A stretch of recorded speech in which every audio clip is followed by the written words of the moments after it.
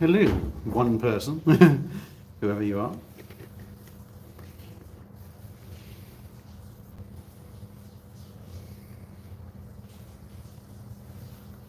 Yeah, there are more people, so hopefully we'll be able to see some people saying hello. And hopefully you can hear me at the moment.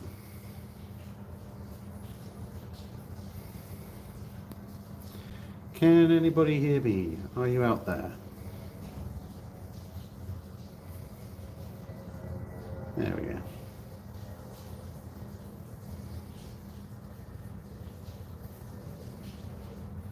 Ah, hello, right. Hopefully people can hear me. Welcome aboard USS New Jersey. We are on the bridge. Excellent.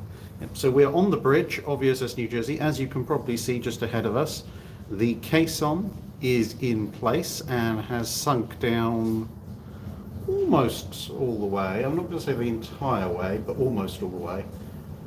It's currently at 41 feet, and I think we're in 47 feet of water, so there's a little bit to go, but the caisson's almost there, and once it's in place they can start pumping this thing out.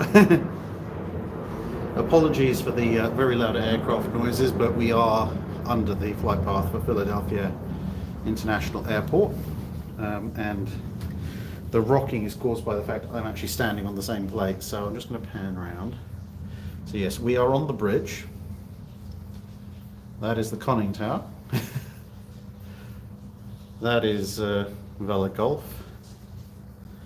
And that is us here. So I'm going to try and just move very slightly to a more stable plate, which hopefully will also give us a good view. There we go. All right. Okay, so yeah, basically we are live aboard USS New Jersey. For those of you who may have seen, USS New Jersey did a live stream as we moved from the berth where she was taking on ballast and stuff to here. So I was with Ryan and Libby on their channel, and now I'm here, and we're going to run this pretty much like most of the live dry docks, except there are no pre-registered questions. So I'm basically just going to be taking questions from chat. The only minor caveat to that is, of course, I am running this whole thing on my phone, so I can only see what the phone chat is saying. I'm not on my PC, so I don't have my more advanced features, which I can, scroll back and do all that kind of stuff. So if I do miss your questions, I do apologize, but there's not a huge amount I can do about it at this stage.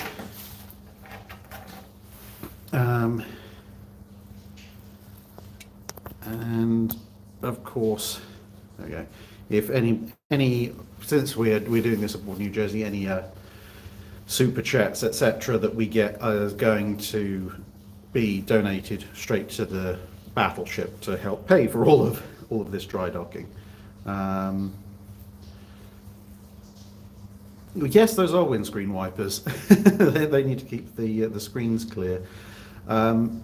So who was it who asked? Luigi895 said, what happens if the Iowa managed to land a main gun hit on a tank? The tank would pretty much cease to exist, because the sheer inertia of a 16-inch shell, especially a super heavy, is probably going to break a lot of stuff. If it's an armor-piercing round, it's going to easily go through into the tank and detonate. If it's a smaller tank, lighter tank, like a Panzer III or something, it might even just go straight through. And a high explosive round is just going to send the thing end over end. Yeah, the CG on the left, that is CG-72 Vela Gulf. Somebody was very happily cutting a square out of it using some kind of green, I don't know whether it was an acetylene welder or something. It was cutting with a very bright green light. They were doing it from the interior, so of course they didn't care about people on the exterior, and there's very bitingly bright green light coming out of it. Mark Bass, how hard is it to remove the flathead screws on top of the turret? Probably a lot harder these days. Now they've had a couple of decades to rust into place. But previously, power tools could do it. Obviously, slightly larger than average power tools.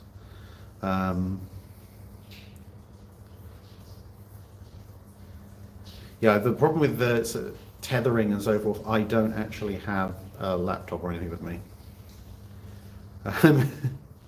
What's left on your bucket list now that you've sailed on a battleship? Sailing it back to its berth. There's a lot of other things to do. Yeah, it is raining. It's not raining as badly as it was, but that's why we're doing it in here as opposed to on the bow, because I don't particularly want to stand outside for an hour or two, gradually getting damper and damper, and two, my phone will probably short circuit about halfway in. Vicky's asking, assuming no limits to ship size, how thick would a ship's deck armour have to be to no-sell a tall boy? Well, the calculations of the up to 1944, 45, 46 Royal Navy said that about 12 inches of steel would do it, but the problem with that is that you may, in theory, stop the tall boy, but you still have a 2.5 ton charge going off right there and then, which is, well, the shock effects that would transmit through the armor plate and the blast above the armor is still going to do colossal damage to the ship. I mean, yes, it might keep your machinery or your magazines from being penetrated, but I don't think the transmitted shockwave would do a huge amount of good to the people underneath. USFA, how long would the Yamato last against the New Jersey? Massively depends on the weather conditions. On a clear day, Yamato's got actually a pretty decent chance. I recently did a presentation, last month actually, I did a presentation aboard USS New Jersey, which compared Yamato and New Jersey. And in theory, on a bright, clear day, when Yamato is able to use its optical fire controls system, Yamato actually has a few advantages over New Jersey. The only thing that New Jersey has at that point is speed. But the minute the visibility degrades in any way, shape or form, and New Jersey can bring her radar into play, that's a massive, massive game changer. Although both sides can, really badly hurt the other anyway.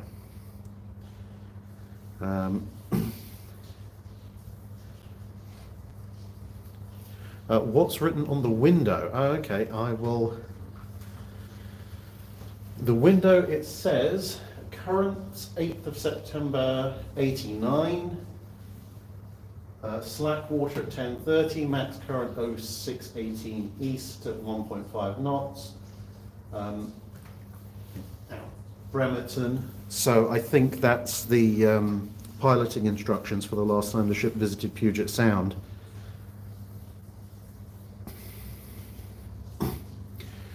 Duda Moose asks, how many battleships have been sunk exclusively by belt penetrations, and could the argument be made that belt armor is worthless as opposed to torpedo protection or turret armor? Exclusively by belt penetration, well, that would be probably ships that were, assuming they have any significant belt at all, that you're talking about ships that are possibly being sunk by magazine detonation or catastrophic flooding. There's not that many because, a ship that's got hit enough to induce enough flooding to get into a sinking condition usually has also received hits outside of the belt armor that contributing to that. So, something like Lutzow would be a good example, the World War I German battle cruiser. But the problem with arguing that belt armor is useless is more the fact that what is that belt armor there for? Obviously you have some ships that have full end-to-end armor, especially when in the ironclad era, when they were looking at trying to keep shot and shell out completely at the waterline. You have the distributed armor scheme of the pre-dreadnoughts and most World War I ships, and then the all-or-nothing armor later on. And they're all aiming to do slightly different things, but fundamentally, the main tasks of the armor belt are to keep shells out of the magazines and to keep shells out of machinery spaces, because obviously shell in the magazines, ship go boom, not much left to talk about, and hit to the machinery spaces because they're really big fairly open spaces, that can, a big hole in your machinery spaces could be the end of the ship just from that one hole. So it's not so much, I think, looking at how many ships were sunk just through penetrations of belt armor, but how many ships didn't sink because the belt armor did its job of keeping those vulnerable areas safe and also retaining a bunch of reserve buoyancy.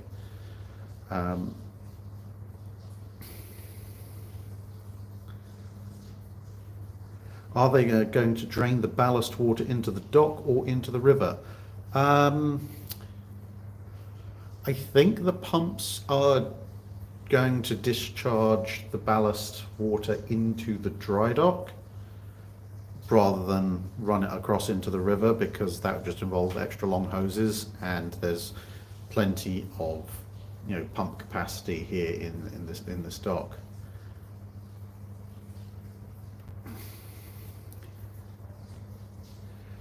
Razor Dragontail, are there any repercussions of filling an empty dry dock by just opening the gate thingies? Well, it depends what kind of dry dock you've got. Most dry docks, well, you've either got hinged gates that can open, but they will open outwards. So as long as you, like lock gates actually, so if you have more water on the outside than on the inside, it's almost going to be impossible to actually open them any significant amount. And then you've got caissons, which is what we've got here, where you pump out the caisson, it floats, you can then tow the caisson away, and in this case, they put the caisson back, and as you can probably see, it's mostly flooded, so we're mostly sealed up. So realistically, it's very, I'm not going to say it's entirely impossible, but it's exceptionally difficult to flood an empty dry dock by opening up the caisson or the gate, at least voluntarily, without using torpedoes or bombs or explosives to involuntarily open the thing. Hugh Greentree saying must be pretty cold in there.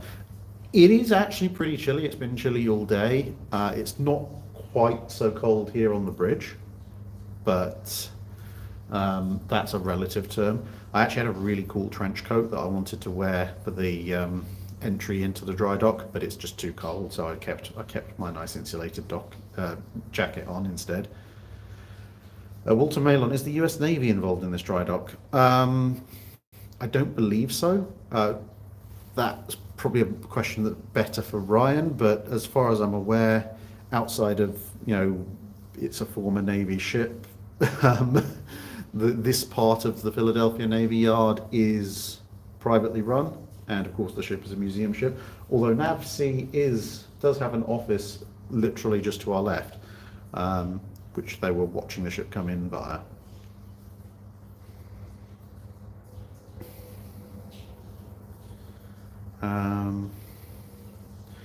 Knight 6831, how likely is it that as the 13.5-inch armed ships were retired, their guns would be used for new Royal Navy monitors?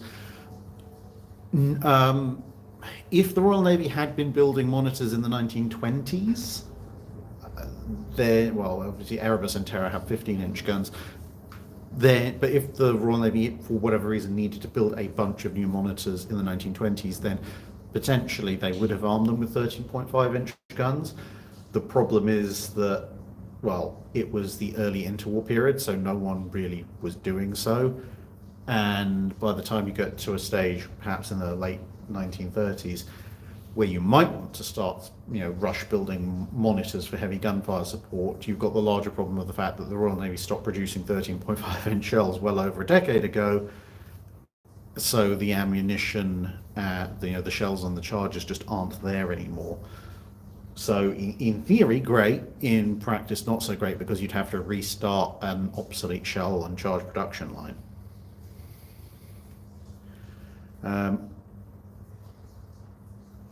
Have they replaced the anodes, or will that be done back home?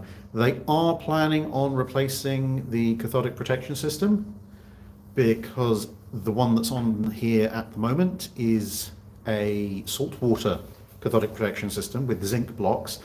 Doesn't work quite so well in freshwater, so the blocks are going to be removed and replaced with aluminium blocks, or as you would say in the States, aluminum blocks, which work a lot better for fresh water.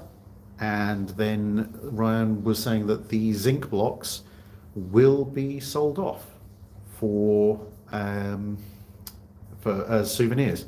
So there's some Drydock specific souvenirs already available on the New Jersey Battleship New Jersey webpage, and they are bringing others out over the next week or two as they get delivered. So Drydock specific challenge coins.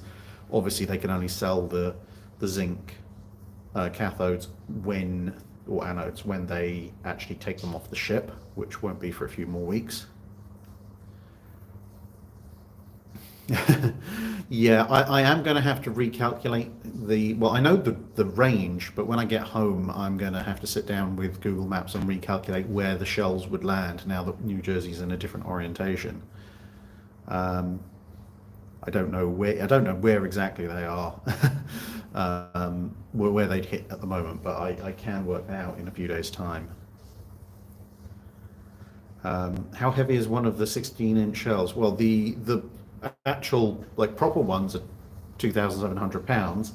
There are some of the fiberglass ones that are about 5 pounds. They're fun. And there's the donation shell, which is one of the fiberglass ones, but has a socking great steel disc in the base to give it balance and stop people running off with it, which is like 60, 70 pounds or something like that. Straight asking, how do you feel about that new Custodes miniature? If you mean the new Shield Captain, I want to see that one in person. The pictures don't really look very good, but then the pictures always are a little bit off sometimes with a lot of new Games Workshop models.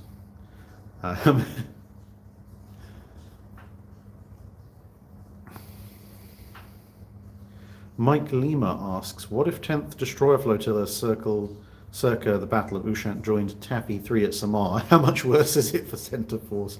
That would be very, very, very bad, because 10th Destroyer Flotilla is the slightly mentally unstable flotilla. So you've got a bunch of Australians, the occasional Canadian, the Polish, and whichever Royal Navy destroyer captains the Royal Navy felt could keep up with that lot. So if you look at how they went into action and how they fought, you've got USS Johnston and Samuel B. Roberts charging the Japanese fleet, and now imagine there's half a dozen, depending on the exact day, what the flotilla strength is on that particular day, you've got half a dozen to a dozen fairly large, very angry destroyers charging headlong with them. At which point I can see the Japanese may be getting a few of their battleships torpedoed because they can't sink them all quickly enough.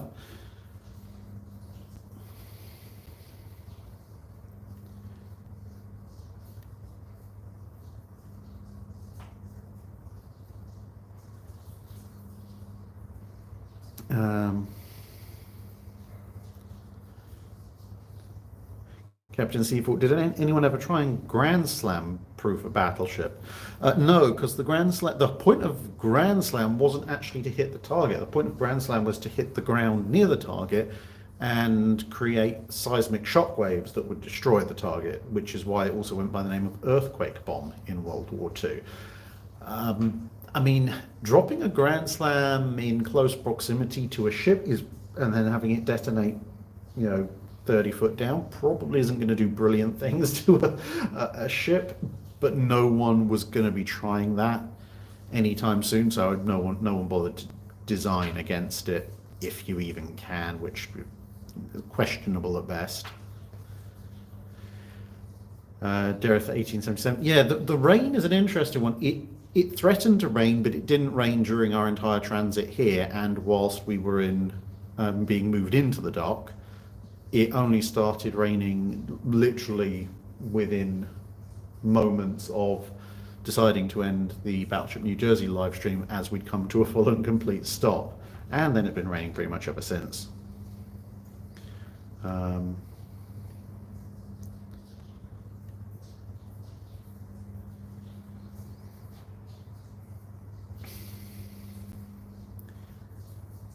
Vicky says, if it's just regular chats for today, does that mean we get more than one question each? You can ask as many questions as you like. Basically, what we're limited by up here is my voice, because I don't have a drink here. Although I did have a couple of cans of soda before I came up the ladder. So yeah, it's basically my voice and time, because at some stage in proceedings this evening, they will put a gangplank up against the ship and we can actually leave, at which point, me and Libby were down here at the dry dock when it was empty this morning at about 5:30, which means we were up at, or was it 6 o'clock, something like that, but we were up at like 5 to get here, and Ryan came and joined us about an hour later. So we've been up and very active for a while. So once that gangway appears, especially then either Ryan or Libby will show up and be like, right, we're all leaving the ship now, at which point I'm leaving the ship. So yeah, bearing in mind those two limitations, time and my voice, the only other restriction on whether your question gets answered is how fast I can scroll through the chats. Yeah, Masada 1911, the crew of the battleship, everyone definitely had an hour or so to appreciate what had been accomplished once the ship was basically secure, and then they started craning people off. So yeah, there's not a lot of people here on the ship now. There's a few of the line handling crew, Ryan, Libby, and myself, and that's about it. There were about 36 people, but most of them were craned off. The dockyard crane just has a people cage, takes people off about half a dozen at a time. Because of course everybody drove to the other mooring where we were, and so there was a bus organised to take them all back so they could go and grab their cars, which is why they needed to leave earlier.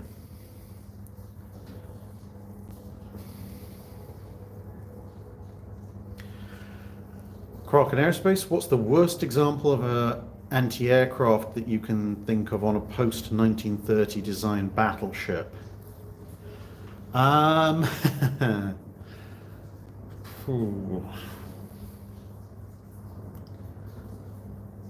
Post-1930 design,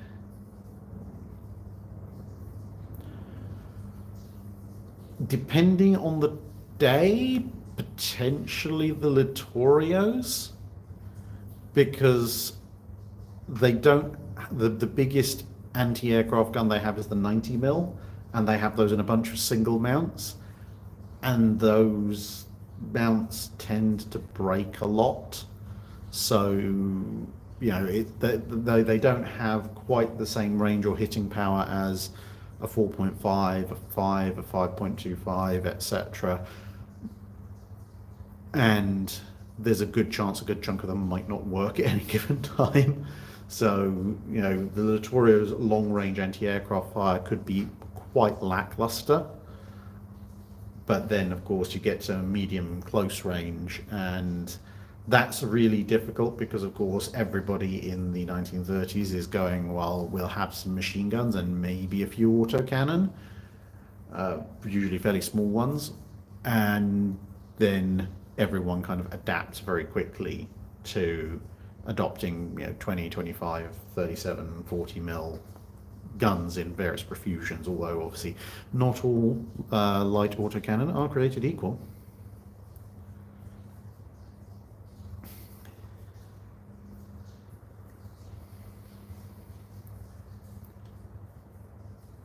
Thunderfox, if Centreforce broke through Taffy 3, in theory they can make it to the transports and the landing areas and start shooting things up.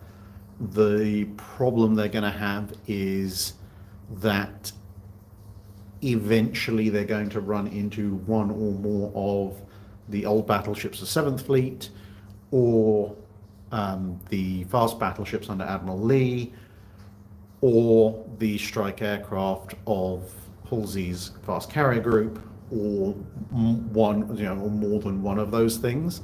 So if Centreforce does head south after breaking through Taffy 3 and makes it to the transports. Well, they're also going to be still attacked by the aircraft from Taffy 1 and Taffy 2, but by the time they've made it to the transports, there is not enough time for them to make it back through San Bernardino Strait before getting caught by something. So if they did continue heading south, it would pretty much become a one-way mission because they'd be boxed in from all sides. Joe Bernard, what is your favourite fake World of Warship ship? If you mean fake as in was not built, probably Duncan, their version of the G3, because it just works really well. They've got St. Vincent, which is the tier 10, but I've never quite gotten along with the St. Vincent. It's all right, but even in tier 10 games, I tend to get better results with the Duncan, the G3, than I do with the St. Vincent, for whatever reason. If you mean, ships which are theoretical developments that weren't actually ever sort of serious sketches, things like Republique and so forth.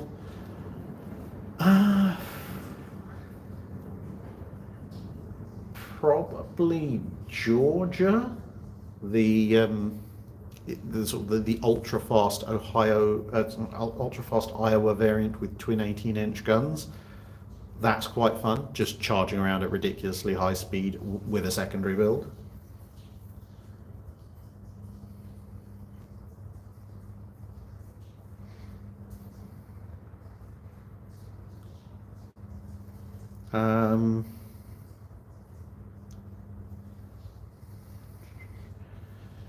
Kyle asks, how is the visibility of the bridge compared to other ships? It's not bad. The windows are pretty large. I'm just going to head over to one of them. Yeah, I mean, you do actually get a fair amount of view. You would see air attacks incoming at somewhat better angles if you're up against the glass than you do in some warships. So yeah, the field of view on this bridge with the glass in place isn't awful. It's still not as good as being on an open bridge for visibility, but it's a lot drier.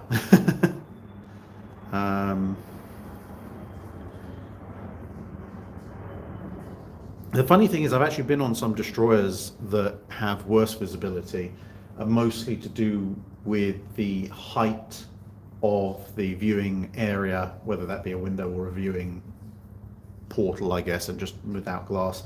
Sometimes the height is quite low, and also because you've got the armored conning tower right behind me, you're kind of forced quite close to the edge, whereas on some destroyers with quite a low visibility slit, you can stand right in the center of the bridge, which actually minimizes your visibility even more because you're further away.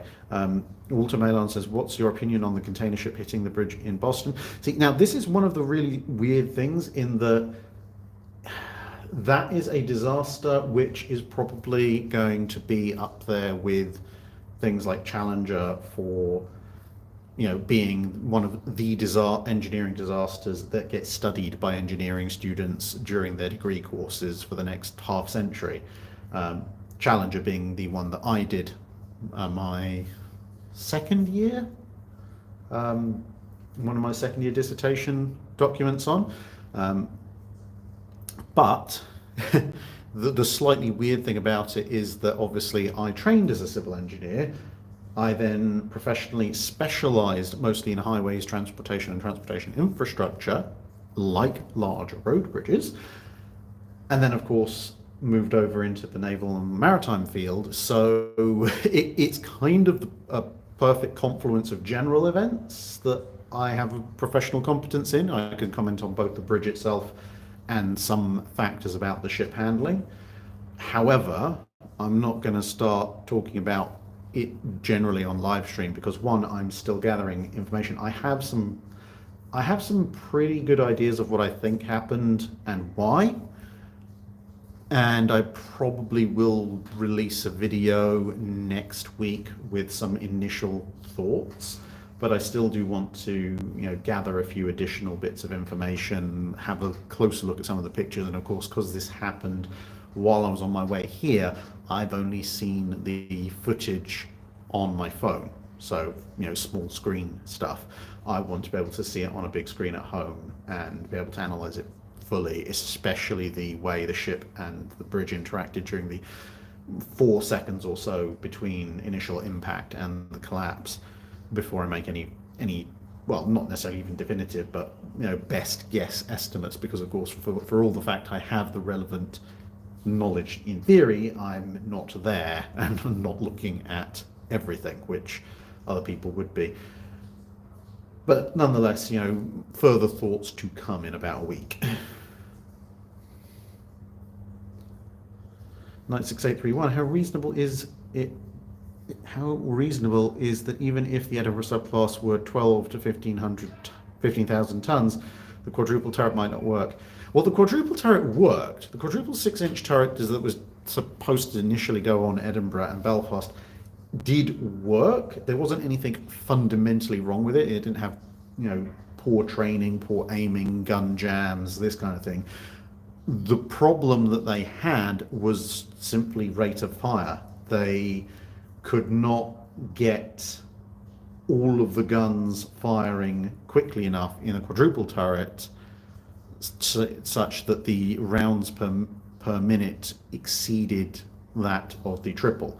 So per broadside, of course, you had 1/3 extra because you had a fourth gun, but the time between firing broadsides with the quad turret was just that little bit slower, so that over a minute the faster firing triple could actually send as many or more shells downrange. Now, if they had 12 to 15,000 tons, I suppose maybe you could make a larger bet and a more widely spaced set of guns, maybe even take a sort of French example and essentially have 2 twin turrets in very close formation, which might increase the rate of fire, which then that would solve the one big problem. But that would be a case of essentially designing a new quadruple turret as opposed to utilizing or fixing the one that they had. Admiral 511, how did they test battleship armor? Was it live fire or just using math, i.e. tabletop exercise? A mix of both. So there was a lot of calculations that went into things. Various formulas were used, and a mixture of pure theoretical formula and also data derived from real-world testing. But live fire exercises were also conducted periodically, usually to test a range of options, and that could be everything from here's what they used to call a test target. So they would manufacture a section of armor which was commensurate to a ship that was in service at that point, and then fire at close range against that target using a variety of angles of the target and charges in the gun to simulate different ranges. So the striking angle and velocity of the shell would simulate a long distance hit without actually having to fire extremely long distances. And sometimes they would just fire at a target vessel and then stop to analyze what happened. And they'd often use a mixture of those techniques. So, for example, the Barden trials post-World War I, they used one of the 15-inch gun monitors, and by a combination of flooding tanks and using reduced charges, they were able to simulate sort of 15, 18, 20, 22,000 yard hits whilst only being a few hundred yards away, so you could guarantee to actually hit the target.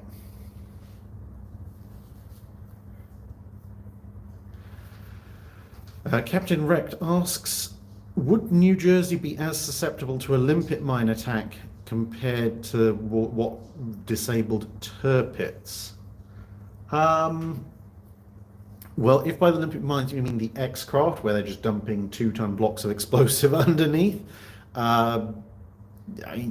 theoretically, any battleship is as vulnerable as any other to having several metric tons of explosive deposited underneath it and detonated.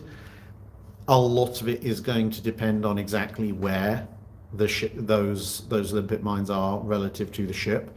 So a ship with a very slim bow, like New Jersey, if those mines are placed under the bow, will be somewhat less vulnerable because more of the energy is going to be expended past the bow as compared to a more conventional bow shape, from as you'd see on most battleships. And even if the bow is breached and flooded, there's, again, because there's not that much of it, the overall effect on the ship's buoyancy is not that bad. Whereas if you placed it under the stern, for example, then potentially, depending on depth and a bunch of other factors, the skegs could act to essentially trap or focus some of the explosive power of that blast, which might actually make the effects worse than a ship that just had propeller shafts sticking out. Although, to be perfectly honest, again, if you're setting off several tons of explosives under a ship's propeller shafts, it's going to be bad news, whatever you're really doing. Cat Pirate says, how did you get on board? Was there a gangway, a ladder, or did you have to get craned over? So there were two gangways attached to the ship over the other side of the river where we were, and that was pretty much one of the last things to be detached other than the lines. So there was a call, all ashore that was going ashore, and then about 5 minutes later they craned the gangways off, which is why we're still here, because as I said, we're waiting for a new one to be brought in on this side.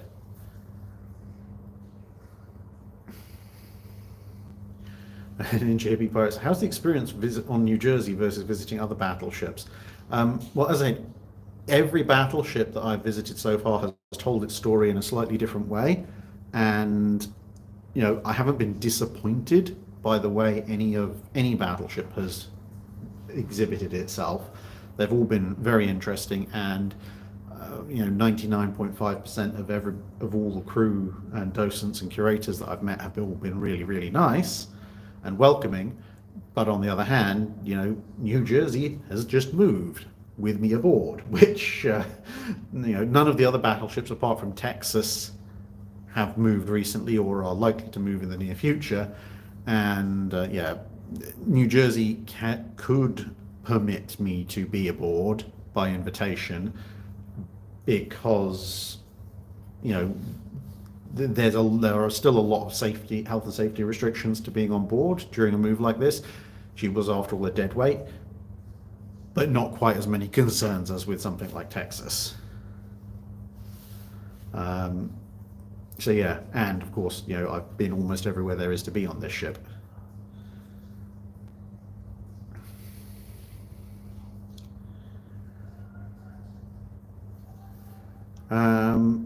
Will Super Chats be saved?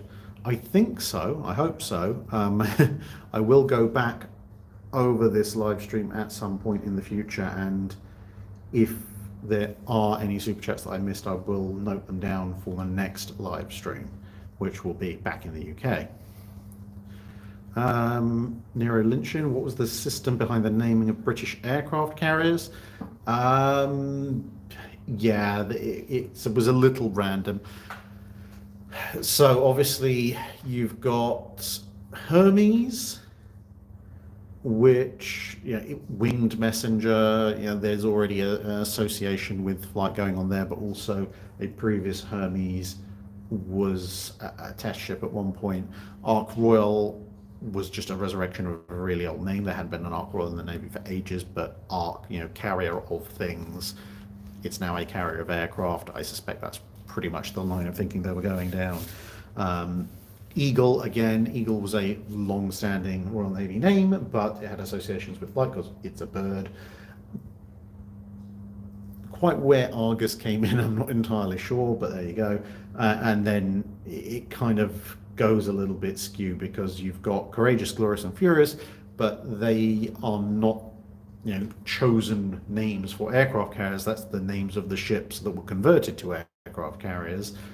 Then you've got the full Ark Royal, which is obviously taking a cue from the seaplane carrier, and then you have the illustrious, formidable, indomitable, etc., implacable. That's when they're sort of zeroing in on qualities, which they then, and then you've got audacious, and so forth.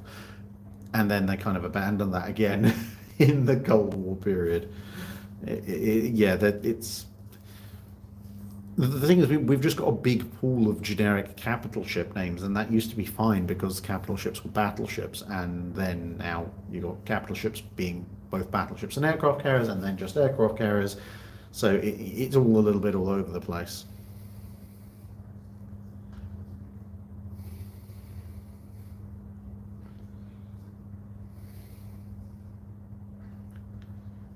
AS Brunette asks, where do you get a trench coat? Depends what kind of trench coat you want. There are lots of different trench coats made by lots of different manufacturers. But do you want a full length one, half length? What material do you want it made out of? Do you want a proper army trench coat? Do you like trench coat? Do you want a stylish one? Do you want one from the Matrix? Who knows? Depending on what the weather's like, I might put my trench coat on tomorrow, but as long as it's not just raining.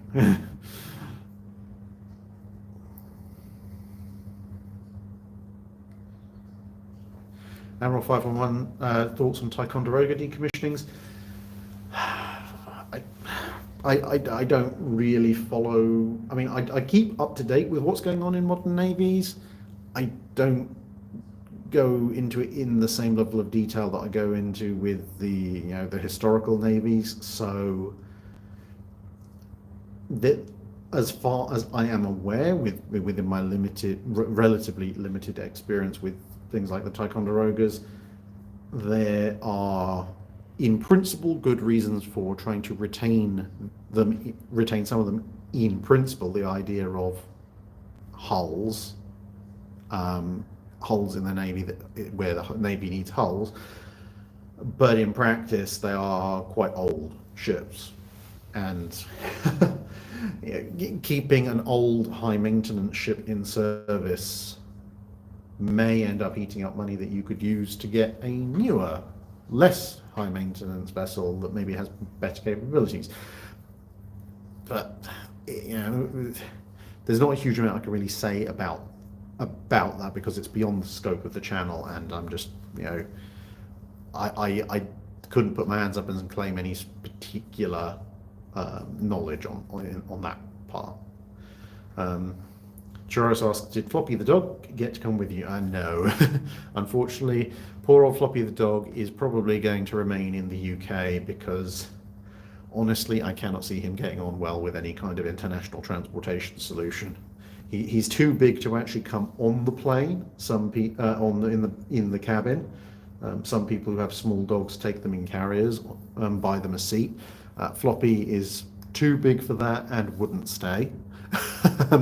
Anyway, he wouldn't fit on a seat, to be perfectly honest. And yeah, I'm not sticking him in the cargo hold. So yeah, Floppy stays in the UK.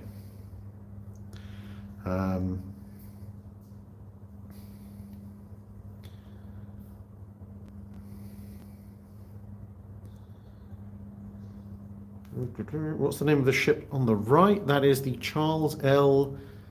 Gilliland. It's a USNS ship, a supply vessel. It's coming in here once New Jersey's done.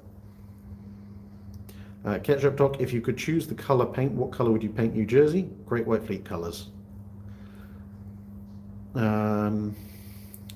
Chipper Corgi says, where is Ryan? He's resting.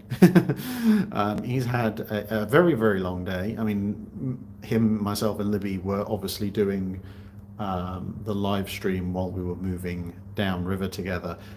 But he has also, much as I've been up as long as he has, he's probably had a much less restful night, stressing about all of this. And he's had to coordinate and sign off documents, etc., while we were prepping to go, whereas I could just, sit around, help hoist flags, and be somewhat less stressed. 96831, with the Royal Navy planning to build more monitors other than the Erebus and Roberts class? If the war had gone on, then yes, they would have probably built more monitors because they were nice, cheap, and easy ways of getting gunfire support close to shore using decommissioned ships' turrets. But once the war is over, there is no real point to building more of them.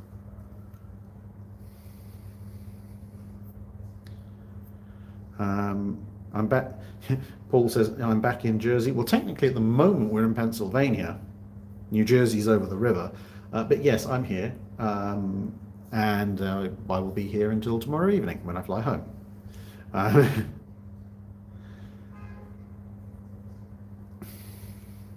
Grey Ghost says, how smooth was the ride to the Drydock? It was very smooth, actually.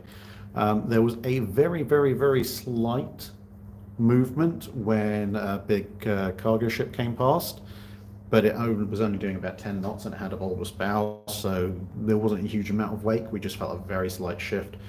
But yeah, we're on 50 plus thousand tons of ship, and we're on a river. There was never going to be much in the way of rough movement. VM Williams, did you ever think 5 years ago you'd be cruising on a World War II battleship? No, I did not. No, that was not on my list of things I ever thought would happen. Kraken Aerospace, the barrels all have tompions in them, so yes, they are plugged. So the guns are elevated at 20 degrees, but they don't have to worry about water coming down through them. Stack of parts. Have you ever considered doing a playthrough of a naval game, such as an Ultimate Admiral Dreadnought's campaign? I've occasionally thought about it. I don't think I'd really go for it, mostly because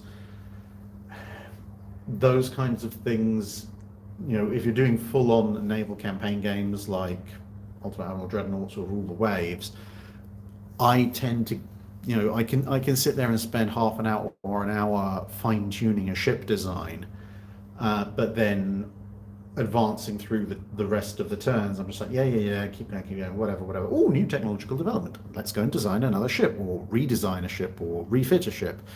And then you've got the various battles, obviously, which can be interesting, but compared to, a video that people might be interested in watching because it's got historical content, there's only, at least in my experience, for me personally, there's only so much I can comment on what's going on in a fictional game before I kind of run out of ideas of what to say.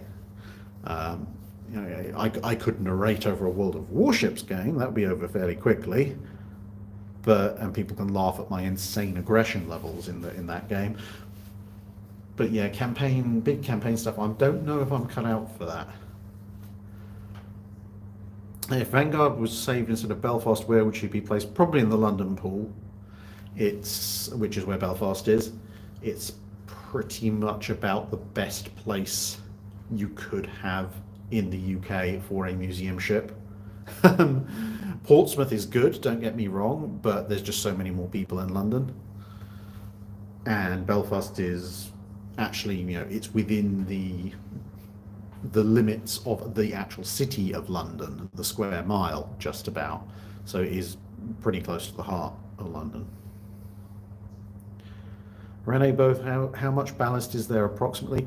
I think there's something like 6,000 tons of ballast water has been taken on.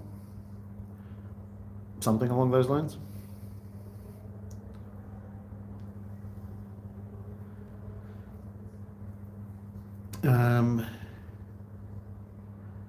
USS Grey Ghost, has there ever been an instance where a ship's torpedo defense system, instead of mitigating damage, actually caused more damage to the ship when a torpedo struck it? There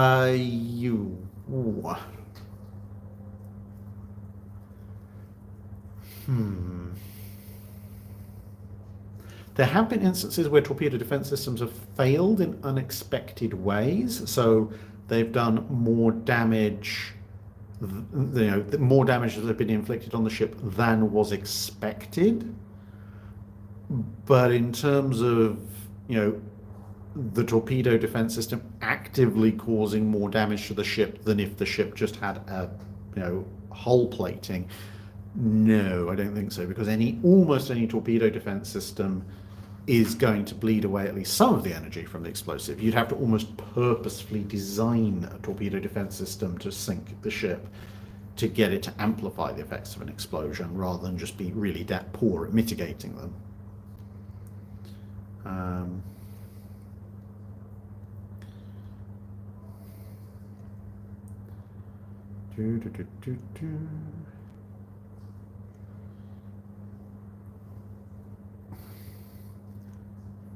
Captain Rex says, hope you saw my super chat. Well, let's see. Oh, hang on. Aha. I can switch over to this. Right, so I'm just going to quickly try and catch up on the super chats.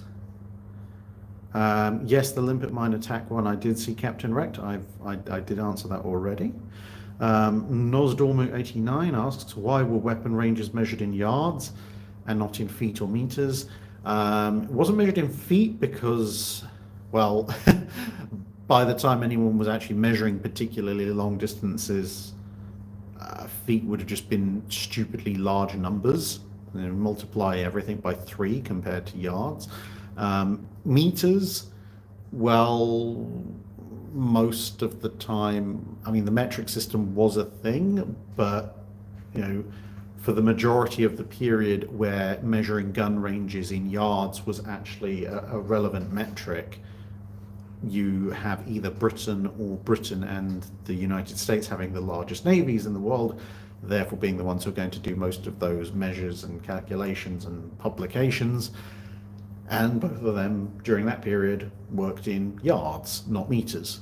If you, however, read, let's say, German naval reports from World War I or World War II, they do measure everything in meters or, you know, various multiples thereof. Macallan's Tales of History asks, what was the worst ironclad of all time? USS Galena, or Galena, however you want to pronounce it.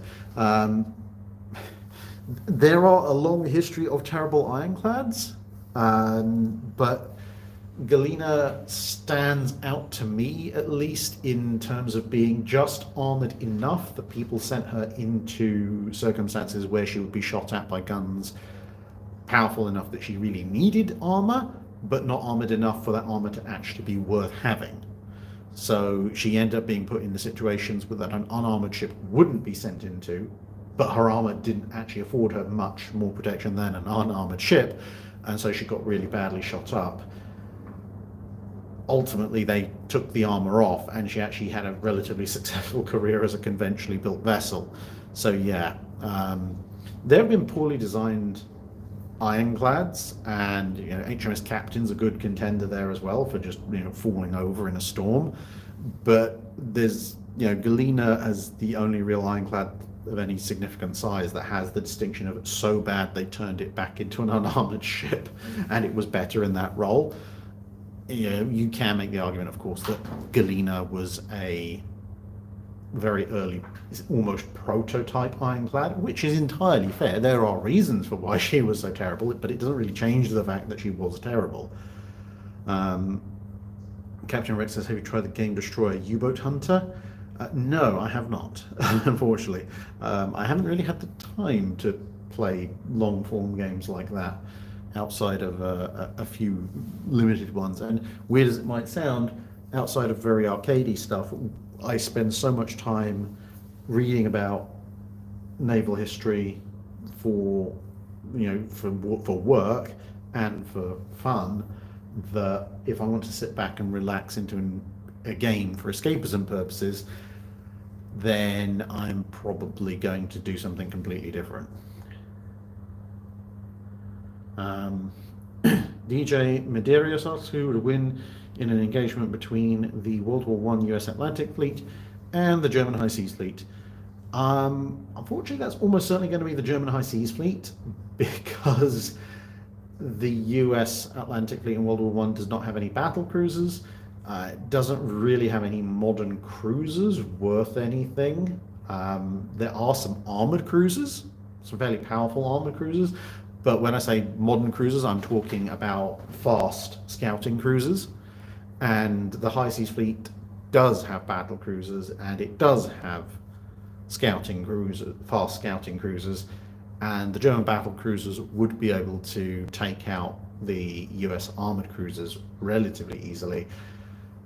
And that means that the high seas fleet, as well as battleship wise being a little bit larger, has basically almost unopposed scouting capability once they've dealt with the relatively limited US cruiser screen, which in turn allows the Germans to position themselves at will and get the maximum advantage out of the engagement.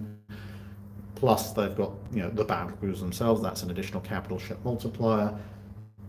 And until the Wicks and Clemsons start to come in at the very, very last bit of the war, the Germans also have vastly more torpedo boats, destroyers, etc., etc. So, whilst the battle line engagement might be quite interesting in and of itself, the actual battleship versus battleship, in every other metric, the high seas fleet just has more, and in some cases better. At which point, they've got the eyes, the ears, and the fast attack, which rather decisively tips the balance.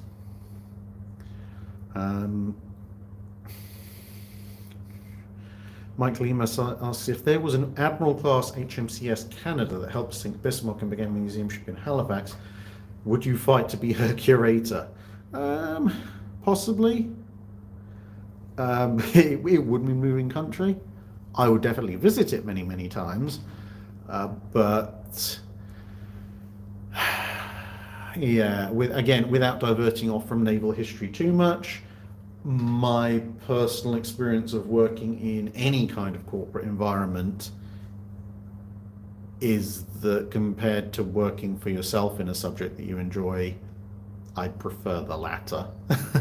Because corporate environment jobs always come to an end, and if you're going to massively displace yourself to the point of uprooting yourself from family and friends and going to move across an ocean to re-establish yourself for a job, you better be darn sure you're going to keep that job for a very long time. And if you're self-employed, like I am at the moment, then you can pretty much guarantee that. You just have to keep up the level of quality and frequency of content, and that's entirely on you. Whereas if you work in a corporate environment, you could be doing the best job ever, and there's always going to be someone higher up the chain than you who might decide, apropos of nothing, they don't like you, or they think they can get someone as good as you and pay them less, and then suddenly you have a lot of problems. Your boy Neptune, could 28mm guns be repurposed into single mounts? You mean the 1.1 inch? In theory, I don't see why not. Wouldn't be a particularly good idea because at that point you've got this kind of intermediate caliber gun that's a bit heavier and a little bit heavier, a little bit more powerful, a little bit less wieldy than an Orlican 20mm, but not as long range and not as powerful as a Bofors 40mm. So yeah, it could be done, but it's in some ways it's the worst of both worlds. Cat Pirate, were you able to get home all of your 2023 gifts? Yes, I was. Yes, I was. I did, I should say. I've actually been reorganizing my challenge coin collection recently, which has been interesting. It now looks very snazzy. I just need to find a spare bit of wall to mount the case on.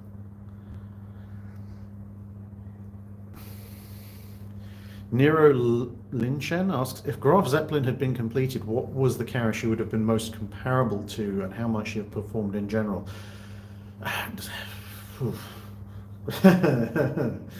Graf Zeppelin honestly was a terrible carrier.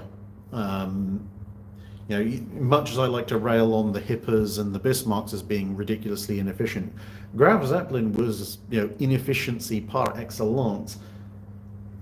She's got a theoretical air group that's not tremendously larger than that of an Independence class carrier, whilst weighing more than a Shikoku or an Essex, and can't even really get those aircraft up into the skies at the same speed as either of those other options. She's armored and by accident ends up with a ton of guns and probably would have made a better surface raider than a Bismarck or a Shark or a Hipper, but that's damning with very faint praise. Yeah. Well, that's a very loud, hefty year. Well, I don't know what that is because it's coming right overhead, but it's a very loud aircraft. Possibly it's taking off. Yeah, maybe it's taking. That actually sounds like it's taking off. Anyway. So yeah, it depends what use you put Graf Zeppelin to. You might have had a mildly passable career as a semi-successful surface raider for a while, but put her in if she was completed in any kind of reasonable time, a realistic time schedule, by that point she would be hunted by multiple Allied fleet carriers, which is never going to end well. Enraged Bacon. What would happen to a person if the 16-inch guns were fired while you were standing where you were or close? So if we were standing on the roof of turret 3, it would make our ears ring and almost certainly might cause some hearing damage, permanent hearing damage, since we weren't wearing any form of ear protection, but we would actually survive. If I'm remembering the pressure diagram of the Iowa class's guns, because we're standing on top of turret 3, we're kind of standing over the rangefinder, so about maybe 15 foot back from the gun breech. And obviously the muzzle is at the other end of the gun. You're probably talking about 2 to 3 psi of pressure, which as a shockwave is entirely survivable. It wouldn't have been a comfortable or pleasant experience, but nothing particularly fatal or injury causing.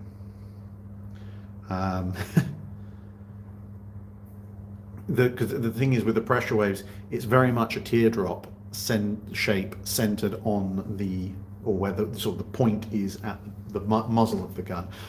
You can be surprisingly close to even major naval artillery as long as you're behind the muzzle and be okay, and you can be surprisingly far away from the muzzle blast and very definitely not be okay. Animal 16365, did you ever have a PlayStation 2? No, I did not. PC Master Race. And did you play Naval Ops Warship Gunner? Well, didn't have a PS2, so no. No, but more seriously, I did not grow up in the world's most economically advantaged household.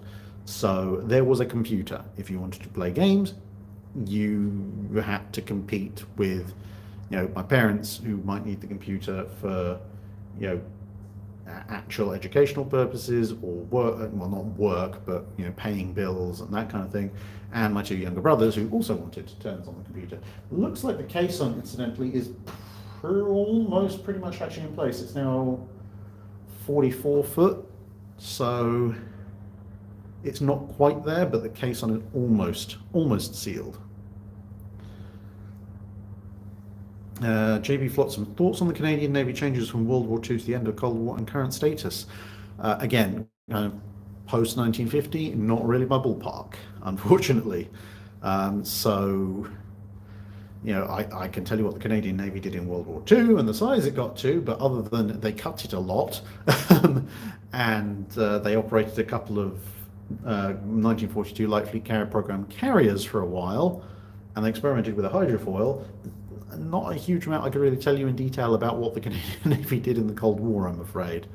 That's kind of, well, it's my weakness, but it's also why the channel really kind of peters out. Well, I have a kind of a stop of, like, if the ship wasn't built, or at least, substantially feature complete design-wise by 1950, I'm not going to cover it, apart from covering the career afterwards, unless I get someone in who is an expert on that, simply because I do not have the level of knowledge for that Cold War period that I do for the earlier time periods.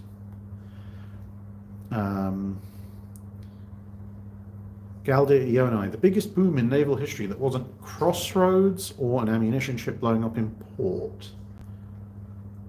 Probably. Well, if it's not Crossroads or an ammunition ship blowing up in port, well, unless I want to get really picky about that and pick one of the other at-sea naval nuclear tests. If we're going by non-nuclear explosions, probably Yamato's magazines detonating at the end of her sinking, because big ship, lots of ammunition, didn't use all that much of it. More than one magazine went boom. Really big mushroom cloud. Or potentially, again, being slightly technical, there were one or two ammunition ships that were blown up by torpedo strikes while they were in convoys. That would have been a much, much bigger bang. A couple of escort carriers went that way as well. Oh, we moved. Why did we move?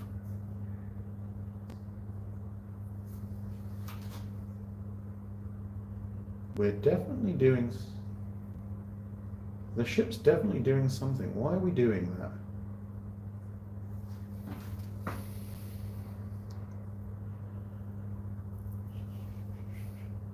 They're not draining the dry dock.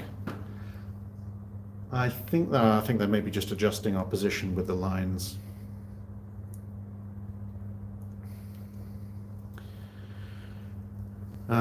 Cat Pirate, do you plan on coming back for a dry dock tour? Yes. Date TBC. Pega Mixel, was there ever a recorded case of a ship structure actually impeding said ship in live combat? An Iowa class's raised bow, Yamato's rear cranes, etc., etc. The structure getting in the way. I don't know if it counts as structure, but the float planes mounted on the fantail of South Dakota did not last very long once she opened up. Probably the worst case of a structure impeding a ship in live combat would be some ships with amidships hangars, such as at First Savo, where those hangars caught fire and contributed in large part to the destruction of those ships under enemy fire. That probably really wasn't very helpful at all. But in terms of physical structure, well, potential candidate would probably be the Chinese ironclad Ding Yuan, because there's that whole debate about did she blow away her own bridge and cripple her own command crew with the blast of her own guns, which is a rather weird one, to be perfectly honest, because I mean, as a controversy rather than an event. I can entirely believe it as an event, but the reason it's a bit of a weird one as a controversy is because there's a lot of people out there now who insist for one reason or other that it didn't happen and that either the bridge was fine or it got hit by enemy fire, by the Japanese, or something like that. But at the same time, you have the captain of the ship who was on the ship, who was on the bridge, who specifically made a point of writing to everybody and saying that his own guns were the thing that demolished half the bridge and pitched him up in the air like a rag doll. At which point it's like, well, he doesn't really have much of a reason to make that up. So I kind of go with the guy who was there probably knows what happens. Joshua Dworkin, what was the reason for thin armor on US treaty heavy cruisers? Initially, in the 1920s, it's a matter of weight. And, well, also the idea of such a thing as a heavy cruiser doesn't exist in the 1920s. There are just cruisers. And you've got these 8-inch cruisers, but they're designed more for a mission that we would associate with hindsight as being a scout cruiser or a light cruiser mission. So for that reason, you don't necessarily think you're going to need armor capable of rejecting 8-inch shells. And partly also because in the 1920s, getting a ship that was, well, I mean, for most of that interwar period, getting a ship that had good speed, good armor, and good firepower on 10,000 tons was, once you had to factor in for torpedo defense, if you were including any, and anti-aircraft defense, was pretty much impossible. So people started taking priorities, and when you look at something like the Pensacola's with 10 guns, the US was very definitely going for firepower and secondarily speed, and then armor kind of lost out if you wanted to keep within the treaty limits. And if a contest of speed happened today, Haunter One asks, who would have won, Battleship New Jersey or Floaty Log? We did overtake some of the driftwood, so I'm going to go with New Jersey because we did move a bit faster than the driftwood recently. Magister Militum, how is it working with Epic History TV? Are you planning more naval collabs with them? Well, I've done a trilogy of collabs with them. Just the first one is out, Battle of Cape St. Vincent at the moment. It was quite fun, actually, because for something like Cape St. Vincent, you know, obviously I had to do all the research at the level that I would normally do if I was doing a Wednesday video of my own on the Battle of Cape St. Vincent. But then if I'm doing that, normally I would take that data and I would compress it somewhat to create, you know, 45 minutes to an hour on the battle. Whereas because of the format that Epic History TV does, I had to compress it a lot more. So picking not just the relevant details, excuse me, but also how to communicate those details in as few words as possible to get as much detail in a relatively short amount of time was a very interesting exercise. Jess Stewart says, will you be visiting Portland, Oregon on a visit to the USA? At some point, yes. Not this time, because I'm flying back home tomorrow evening. I'm literally only here for, you know, a couple of days. Catbright says, are you the only historian creator on board apart from Ryan? At the moment, I am. Definitely. In terms of YouTube content creators or whatever else you want to call us, I think, yeah, me, Ryan, and Libby are the only ones actually on the ship. I don't know who might have been watching or following us, etc., but we were the only ones aboard the vessel, as far as I know. They did have some media people and so forth taking photos as well, but I think they're just, you know, the regular kind of photographer people. And Gal Yona says, you're asked to come up with a pitch for a comedy TV series based on naval history. Which events, characters, or ships do you pick? What the? Hang on, there you go. With pitch. I mean, I'm probably going to go with. What would I go with for that?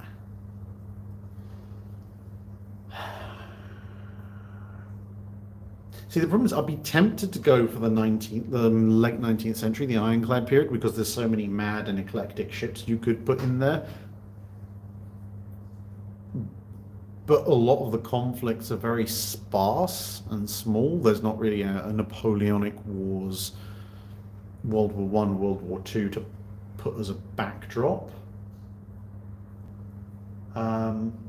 But I suppose you could do a series. You could do, if you were doing what I would call a slightly disconnected comedy series, where you're just looking at various interesting things happening, maybe through an apocryphal lens, where you invent a person who rises through the Navy but just happens to be involved in all these disastrous, or at least an observer to all these various comedic disasters. Yeah, that could work, and yeah, then the ironclad period would be quite useful.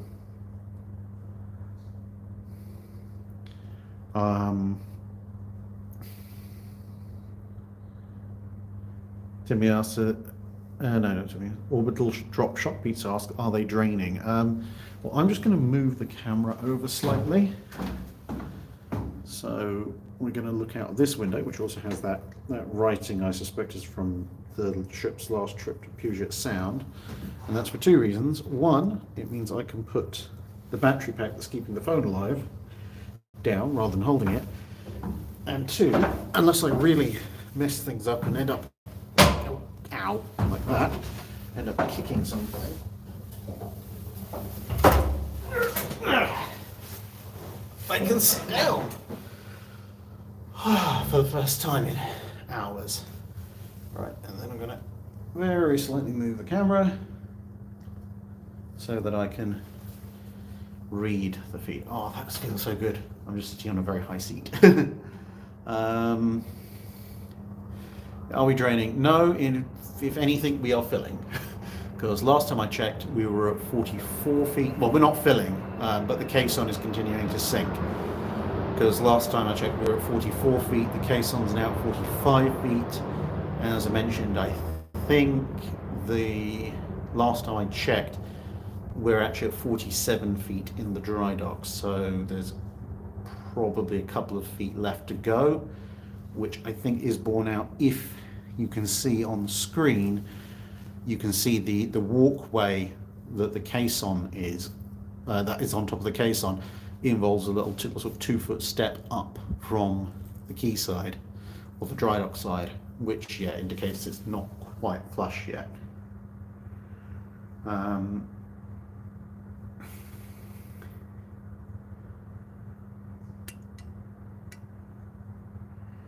Vicky asks, what if the first London Naval Treaty results in the building holiday being extended but not in additional scrappage requirements? How would the Iron Dukes, Tiger, Floridas and Wyomings be used and in World War II? I suspect that they're probably, at least for the British, they're still going to end up scrapping them. Or moving them into secondary roles like Centurion and Iron Duke were. Tiger might make a useful training ship, perhaps. But as I said, the British had stopped making the 13.5-inch shells quite a while, and ammunition quite a while ago. By consolidating the stuff that was still valid, they were able to theoretically keep the Iron Dukes and Tiger running through to the beginning of the 1930s. But then they would either have to seriously look at major overhauls or refits, or just move them to second line duties, and I suspect that's probably what they would have done. So if you look at Iron Duke and Centurion mostly tootling around in Scapa Flow, and then in Centurion's case being used as a block ship, that's probably going to be their fate in British terms. But if there's not the additional scrappage requirements, then potentially you could see the British, I can see maybe Tiger being refitted, but it would have to be a very heavy refit and modernisation. But I think the British would probably just look at the rearmament process that's occurring in the latter part of the 1930s, and maybe start upgrading their naval infrastructure again a little bit sooner, just so they can get more replacements in, because if they've got more ships and older ships, they're going to realise they need more infrastructure to build more ships to replace them quicker. The Floridas and Wyoming, if they're slow, I think, again, the Floridas probably would become kind of like Utah was historically, a test bed and training ship. Wyoming and Arkansas and Utah, well, maybe not Utah, but Wyoming and Arkansas, for that matter, would probably be used like Arkansas was, convoy escort, shore bombardment. The US seemed a bit more willing to keep its historically 12-inch ship, compared to the UK being willing to keep its 13.5-inch ships.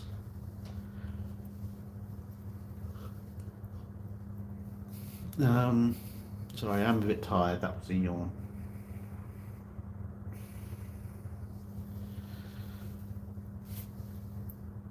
Augment Failure asks, if the Germans had chosen steam over diesel in the Deutschlands, what might their speed have been? Probably about 30 knots, I would reckon, 31 knots. Could they have been modified to fit twin 15-inch guns?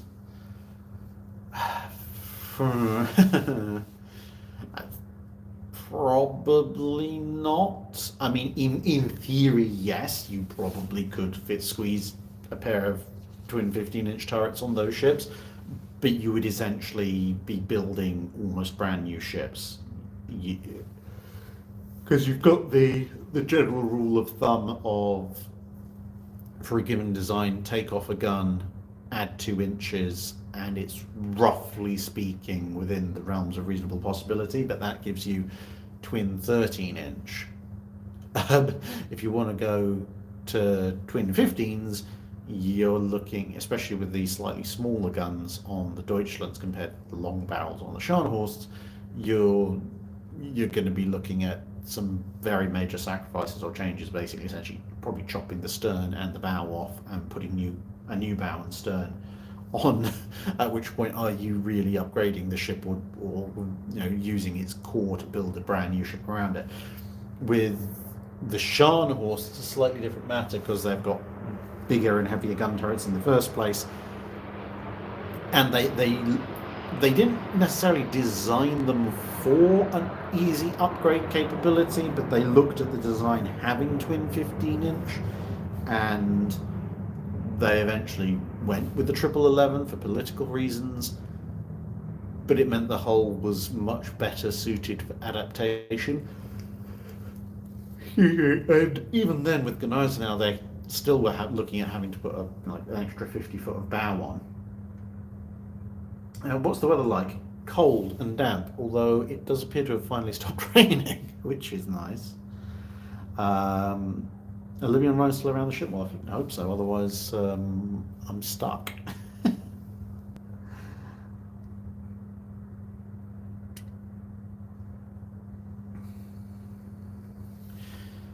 Yes, Dareth 1877 pointing out with the drainage. Yeah, so it's whether they get the dry dock sealed, they are going to start the dewatering process to get the ship closer to the blocks that she's supposed to be sitting on, but then they do have to send divers down to check the alignment. We know where the blocks are, we know where the ship is, we know what the alignment should be, but you always have to double and triple check these things. And then once the divers are happy, they can continue with the dewatering process. Plus, as they pointed out to us earlier, pump capability wise, they've got about twice as much capability of letting water into the dry dock as they have of pumping it out. So pumping it out would always be a slightly slower process anyway, although to be fair, that's mitigated somewhat by the fact that with the ship sitting in here, there is substantially less water in here than there was a couple of hours ago, because we're occupying most of the volume of this dry dock, and there is scarcely not much clearance at all from the caisson to the bow, and there's a little bit more from the stern to the end of the dry dock, but this is a snug fit. You're not getting much else in here.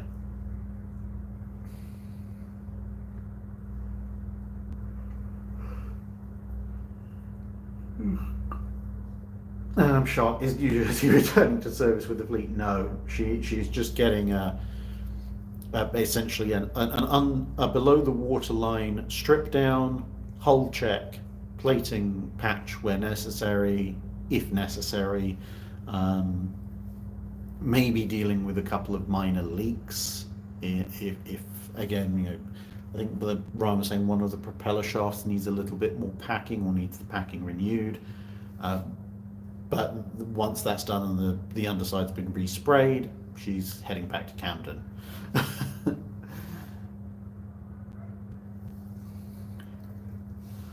It is 6:30 local time, and that caisson is dropping very slightly, but not much.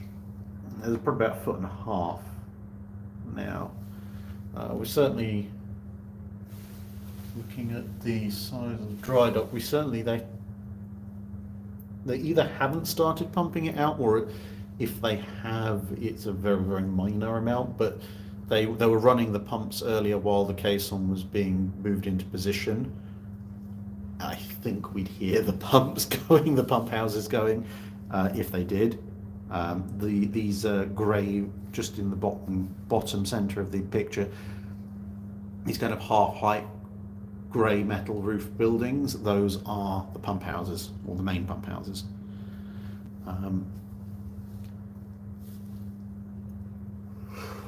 Oh, excuse me, as I said, very tired.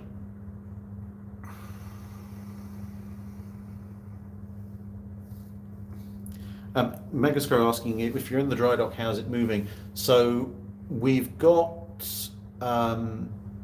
mooring lines, which are very slack, but in actual fact, you can't really see resolution-wise, but hopefully you can.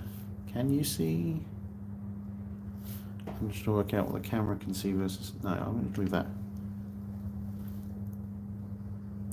So hopefully you can see just to the right of this window pillar, there's a couple of guys with a big ratchet, and what that's doing is there's a series of steel cables running from some of the bollards onto the ship, following the lines of some of the mooring ropes, and that is what's allowing them to essentially kind of ratchet strap adjust us slightly. So yeah, we are. I just felt the ship move very slightly. They are essentially fine-tuning our position.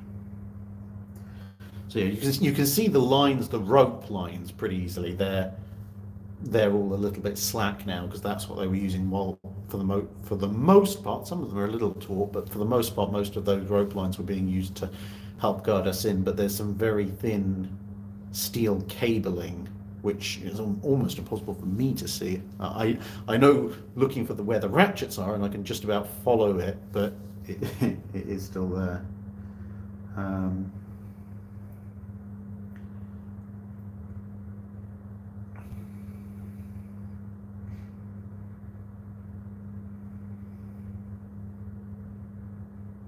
David Fuller says, how do they place the keel blocks precisely enough? So there is such a thing as what they call a docking plan, a blocking plan. So somebody has sat down with the ship's overall layout, looking at the booklet of general plans, and worked out exactly where all those blocks would need to go. And that was done back when the ships were built. The only problem is that the last surviving block layout diagram for New Jersey is a World War II one.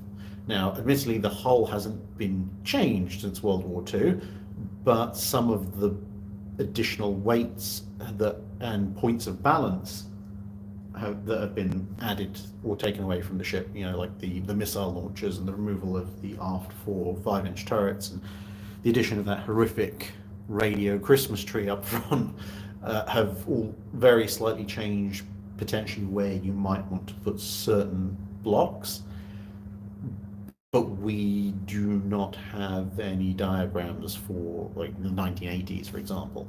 What is available is Missouri's Drydock plan from when she went into Drydock some years ago, but this side of the 21st century. And so essentially what they've done is synthesize the World War II New Jersey plan with the information from Missouri, and I believe basically just sort of, they've done their best to work out what, if anything, needs changing from the World War II New Jersey plan, and that's what's there. So hopefully when the divers go down, they'll confirm no real need for changes. I can see Ryan and Libby, they're just there on the right walking up to the bow, so they're still on the ship.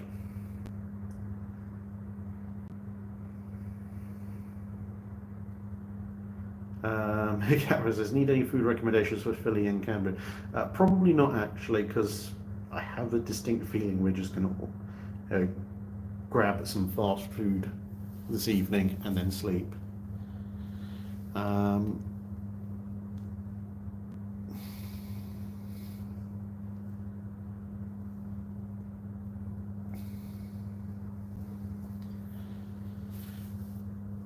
Caisson is pretty much what it is, hasn't changed. Oh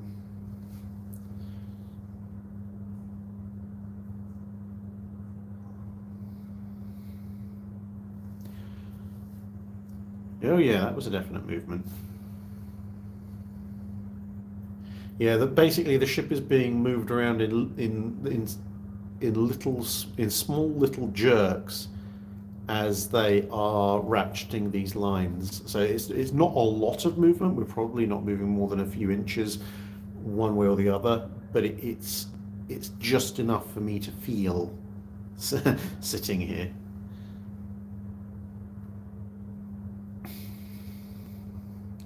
Dr. Zeb says, if you ask really nicely, maybe they'll let you on the Vela Golf. If they let me on the Vela Golf, I'm going to find whoever was plasma cutting the hull from the inside and give them peace of my mind. Because it was very painful watching this bright actinic green dot of light moving around the ship. Sparks falling off into the water, which was pretty enough, but yeah, I really could have done without the laser-like eye searing, thank you very much. Megastro says, is this a military dry dock or a civilian one? It's a little bit of both. So this is overall the Philadelphia Navy Yard, but this part of the yard has been sold off to civilian contractors, but they still do a bunch of Navy work. And this particular dry dock is actually a dry dock that New Jersey has been in before in her active service career. This is the dry dock that she actually went in to complete the fitting out process after she was launched. And she was launched just over there. So you probably can't see it too well because there's this white Philadelphia ship repair building in the way, but where you've got the little tower on the right hand end of the white Philadelphia ship repair building, if you look just to the right of that, but before this bigger olive drab building that's further on, you can just about see there's a car park. Yeah, you can just about see a few cars parked basically to the right of where the Philadelphia ship repair sign is. That's the location of the slipways where a bunch of the Iowas were built and where New Jersey was launched from. And on the Battleship New Jersey live stream we were doing earlier, as we went past, you can actually see the angle of those slipways is still there. So, so yeah, New Jersey was launched, went and hit the other side of the river, hit the other opposite road bank, was then moved to a pier for some basic fitting out work, and then came in here in this exact dry dock all the way back in the middle of World War II to have, you know, such minor things as the propellers attached. And now we're back here again.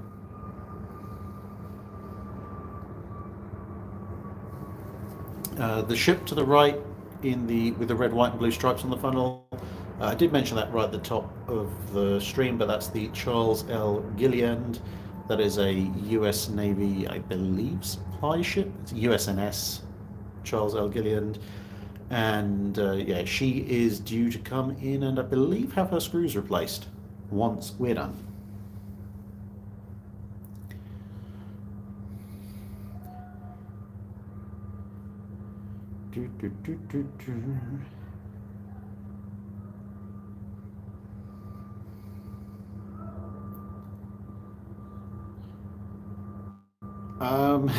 I don't know if I'm jet lagged, although to be fair, what is it? It's about 6:30-ish. So 6:41. So yeah, it's about coming up to midnight UK time, I think. At which point, yeah, I'm tired, but I'd be tired anyway because this has been a very active day, and a long one for that matter.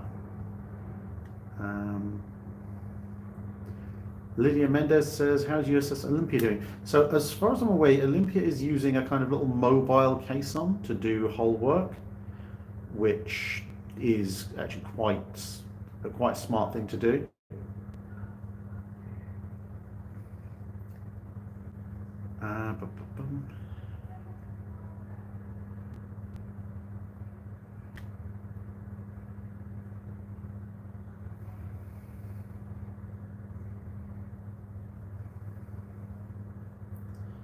Sorry, the chat's done its occasional little jumping thing.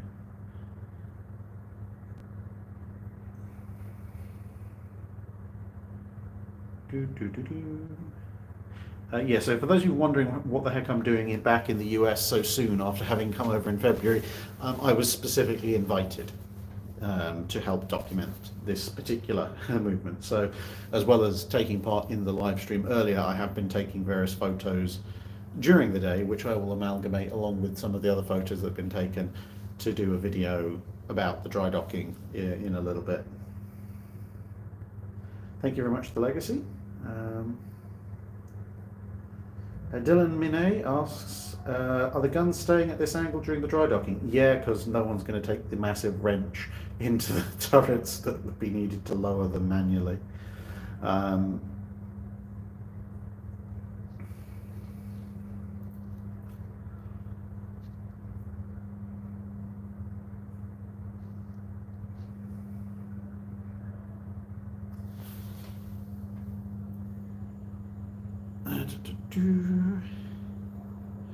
What are they doing now? Sound guy asks.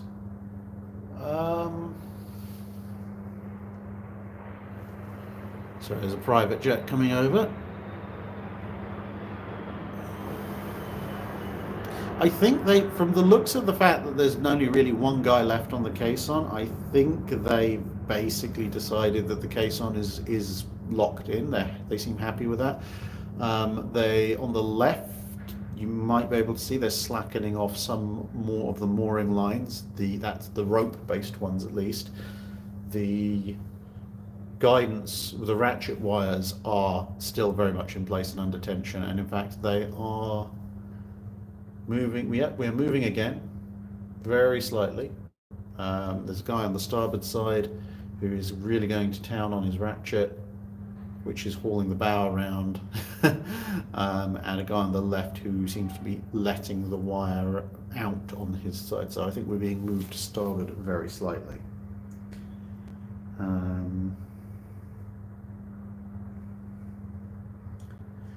The Bobbins asks, is right a big ball of stress right now? I think he managed to relax a little bit now that we've actually made it into the dry dock, but as he himself said, now is where the work really begins. Because now they've actually got to, fix all the bits that they need, that can be fixed while she's in the dock.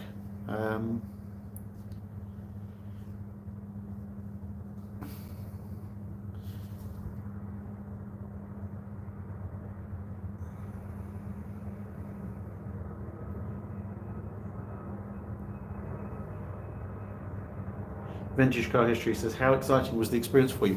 Incredibly. I mean, I was basically in information overload, just trying to take in everything that was happening all at the same time.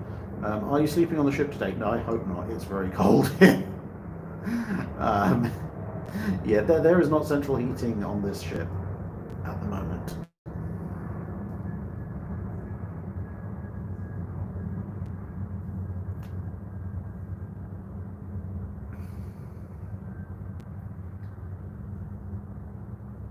Okie dokie. Right.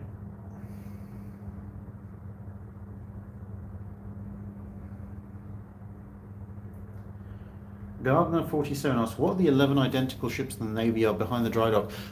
There are at least 2 other Ticonderogas there, and I think there's a bunch of FFG7s. At least last time I looked. They've all gone varying shades of pink, because that's what happens if you leave the current US Navy grey paint in the sunshine for too long. Poor old John F. Kennedy is, you can see part of her, a little bit of her just over there. Let's lean the camera that way.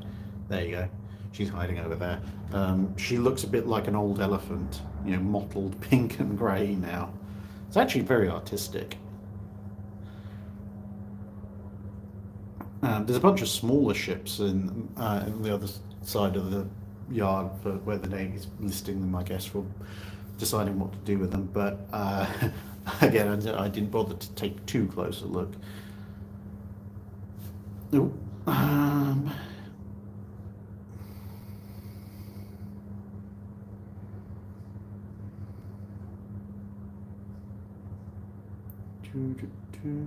Bishop Stars, how long did it take to construct a World War II battleship-sized dry dock, and what infrastructural machinery was used in construction? Surprisingly didn't take too long compared to what you might think. It was really a case of how many people do you want to throw at the problem? Because, sorry, just scrolling back to the question.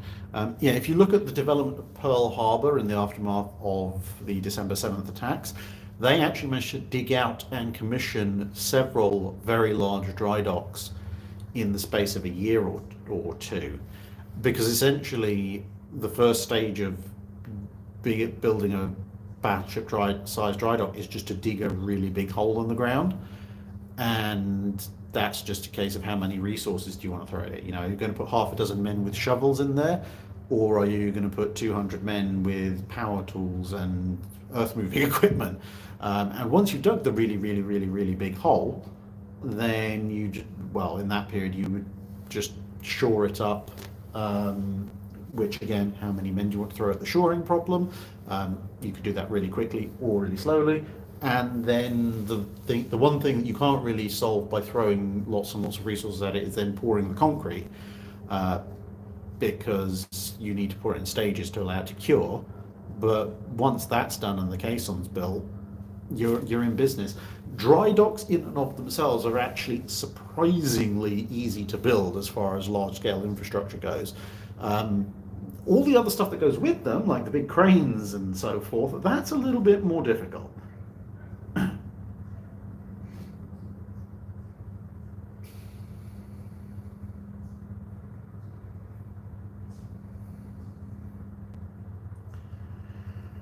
Andrew says, what systems are powered up and how do they do it? Assume you're not under your own power. Now, there is a generator on the starboard side of the ship, as in, you know, I say portable. It's a very big generator the size of a large RV, but it is theoretically portable in that it doesn't belong to the ship. It's just been hired and craned on.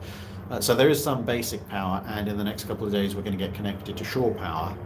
But at the moment, there's essentially enough enough electricity to run some lights and some power points and so forth, and the pumps if we needed them, but we don't at the moment. Disco Baby, do you plan to visit any subs? No, I'm literally here for 2 days, and then I'll be flying out of Philadelphia International Airport, which is just to the right. How cold is it? It is. Ow. I don't know. It feels like maybe 8 or 9 degrees Celsius, whatever that translates into in Fahrenheit. Free Crazy 6 asks how.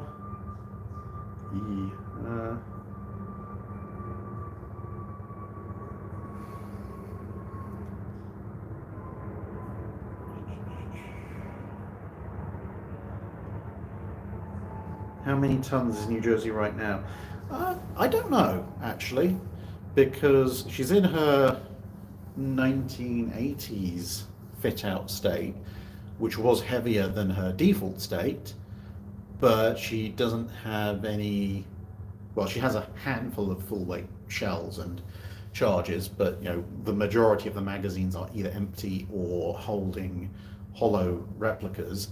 So there's quite a lot of ammunition that's not on board. She's obviously got no fuel aboard. There is a lot of water in the ballast tanks at the moment, but there's also obviously not crew, the supplies for the crew, the fresh water tanks, etc. So yeah, I don't know exactly what her overall displacement is at the moment. All I know is that we're currently riding at 30 to 31 feet depth. So you know, if someone has access to the original displacement charts, then yeah, at that point you might be able to figure it out. You know, how much does the ship displace to ride that deep? That's how much we displace at the moment.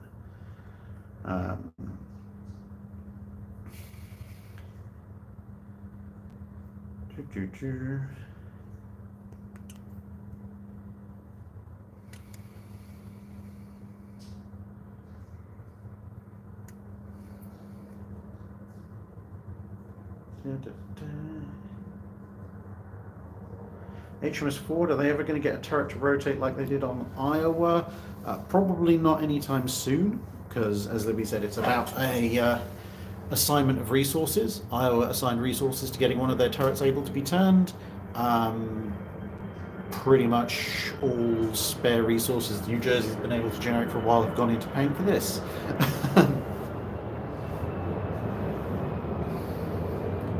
uh, WPNS, I am staying ashore. Yeah, I'm definitely staying ashore. I'm not staying in an unheated steel box in this weather.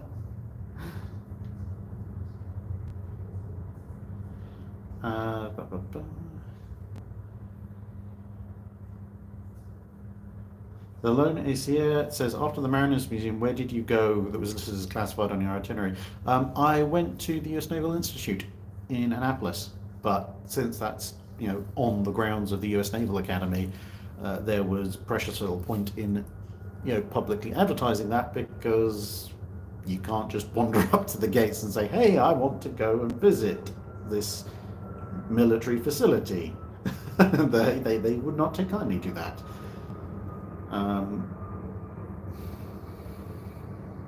You kind of have to pre-book.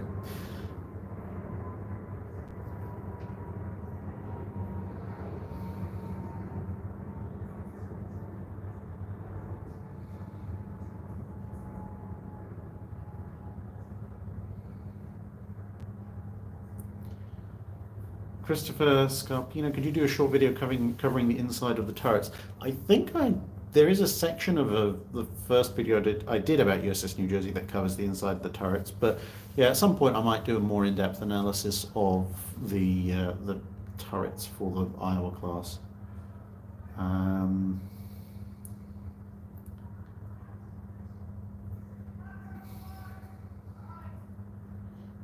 Venom Geek Media says, having only seen Victory's Drydock in Portsmouth, how much bigger is New Jersey's? Very much bigger. Very, very much bigger. I think,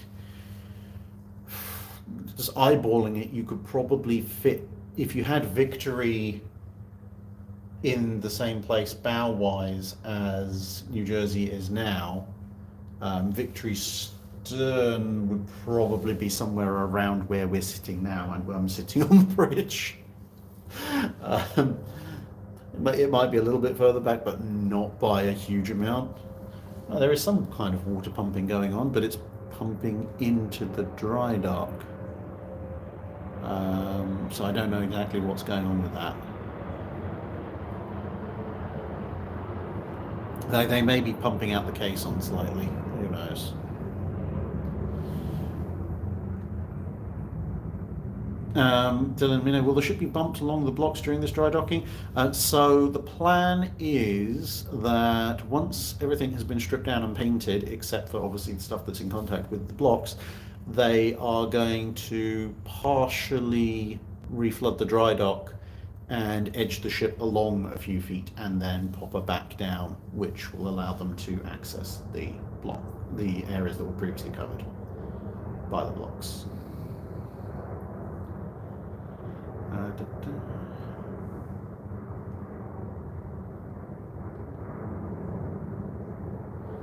Versus Arch asks, how realistic is the dry dock scene from the musical Les Miserables? Unfortunately, as epic as that scene is, it is also completely and utterly unrealistic, simply because they are in an open dry dock, because the ship's got to come in, and okay, yeah, there's like knee or waist depth water at the bottom, but you've got a bunch of people hauling the ship in on ropes, which, okay, yeah, in theory you might be able to do that from a manpower perspective, but if the deepest water in that dry dock is waist deep, you are not getting a first-rate ship of the line in there, and I don't care whether it's half on its side or not.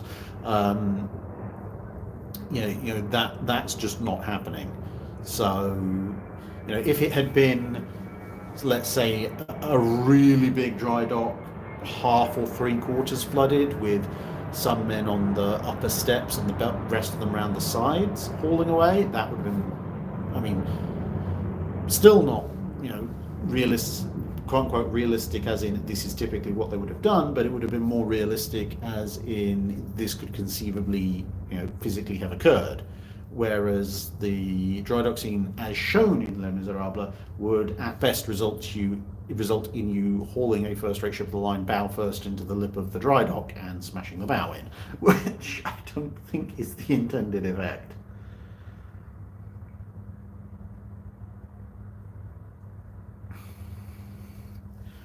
Battleground USA, is New Jersey capable of being used as an emergency power or water supply for land-based incidents? No, because the main engines don't work. You'd have to figure out how to fire up the boilers again and the generators.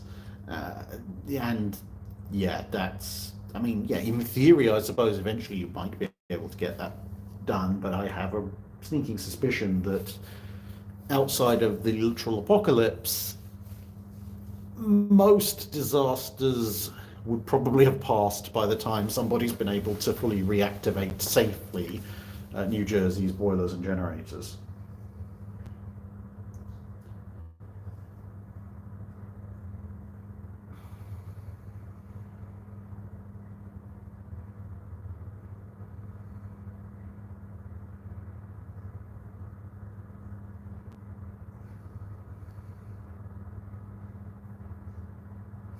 Shadow says, when New Jersey invited you to ride along for the dry docking, how long did you think about it before you said yes? The Planck constant of time.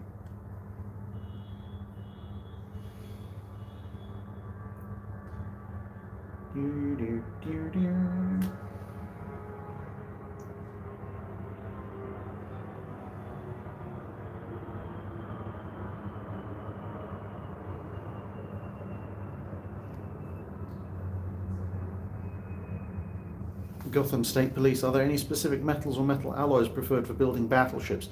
Good quality high tensile steel. And ideally one of the steel blends that doesn't rust very easily in salt water.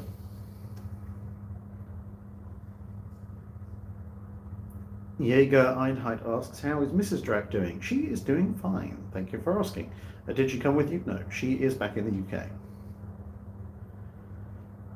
Sveinborn, how stable was New Jersey when being moved? Very. I mean, you can see the Delaware out there. You know, the single biggest wave on the Delaware today was the wake of a few passing cargo ships, which basically we were almost glass smooth as far as with that goes.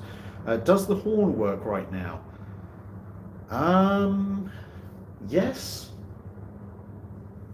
But I'm not going to shut it off without permission, because that's a very good way of getting in trouble.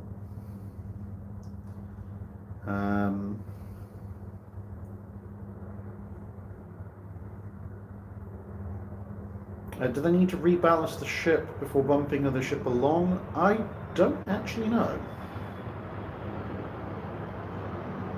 I wouldn't have thought so. They might need to trim the ship slightly to make sure she settles on the blocks evenly. But I don't think they need to fully reballast, just to move it around a bit.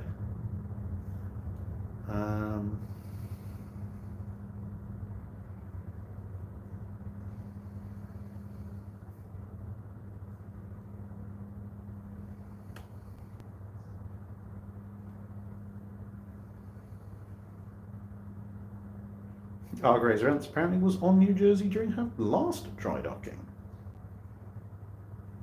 Yeah, that's interesting.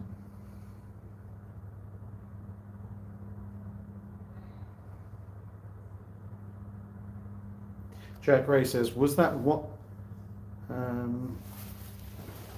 Oh. Ow. Sorry. Are Ryan and Libby still on board? Yeah, well, I saw them a few minutes ago. Don't know where they've wandered off to now, probably the wardroom. There's no rear view mirrors on a battleship, so I can't see if there's been a gangway installed. In fact, give me a few seconds. Ooh. Ow! That fall out of the chair. I'm just going to pop to the back of the bridge and have a look down that way, see if the gangway is in place, and I will report back in about 10 seconds or so.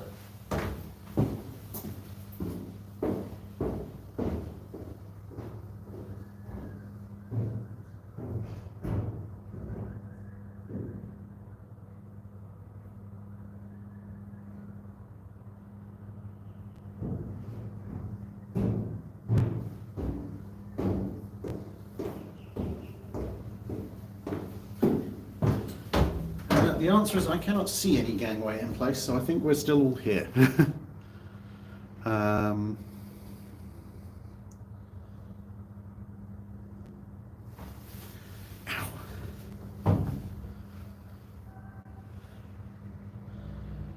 WPNS, what's your favourite American food or most American food you like when you come here? Specifically here, the Philly cheesesteaks they do at Victor's near the Camden mooring are really, really good. In general, the most American or favourite American specific food that I've grown attached to on my visits to the States, probably a tie between cornbread and peanut butter and jelly bagels.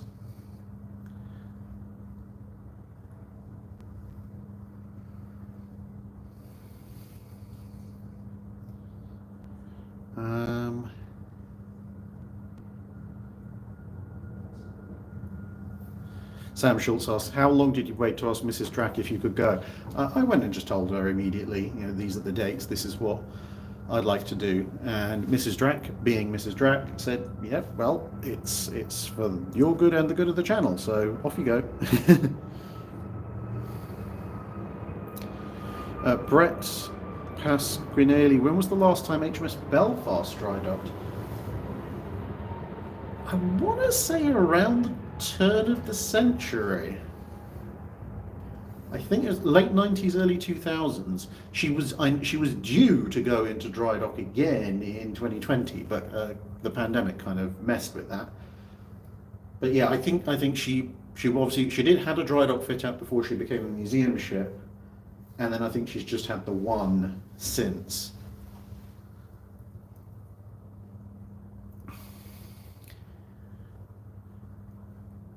Speaking of getting into trouble, Galdar says, does the general quarters alarm work? No.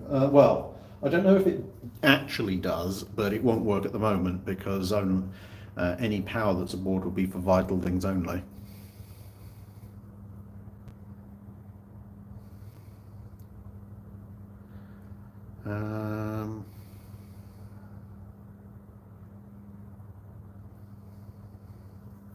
Kyle, they're saying, yes, the general quarters alarm does in fact normally work.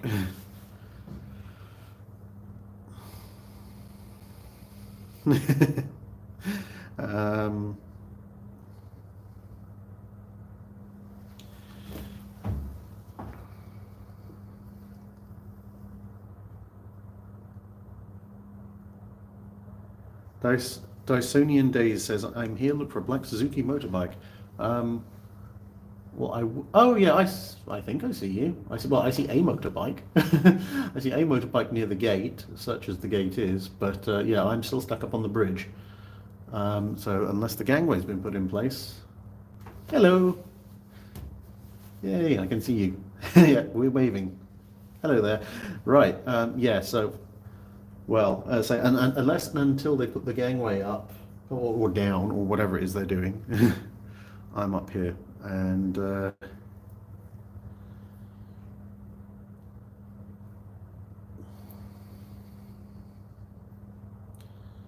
right. Drac, how does it feel to be the highest ranking person on the bridge of a battleship? You mean the only person on the bridge of a battleship? It's fun.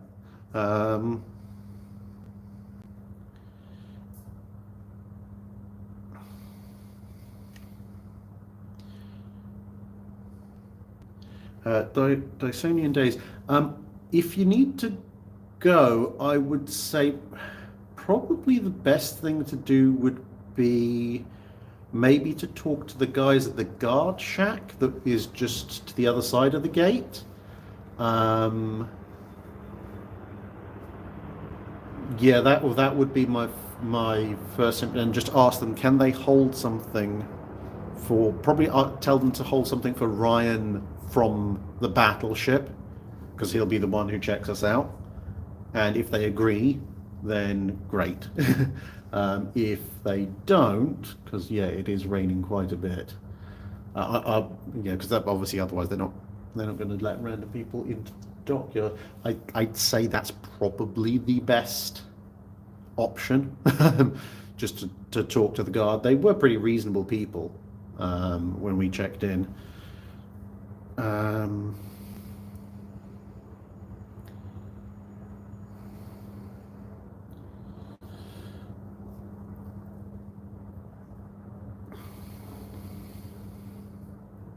Haunter 1, 1971, 1982, and 1999 for HMS Belfast. Yeah, I knew it was around the turn of the century.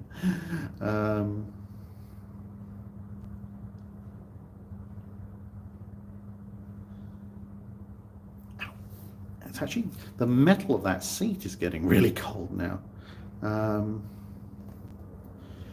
HMS Forward says, any reason why HMS Belfast number 2 turret is trained to the 9 o'clock position? It wasn't last time I was in London, so I know they have, I do know how they are doing some stripping down and repainting and maintenance work to the turrets on Belfast at the moment. So if it was turned at 90 degrees, it's probably going to be because they were doing some form of maintenance work.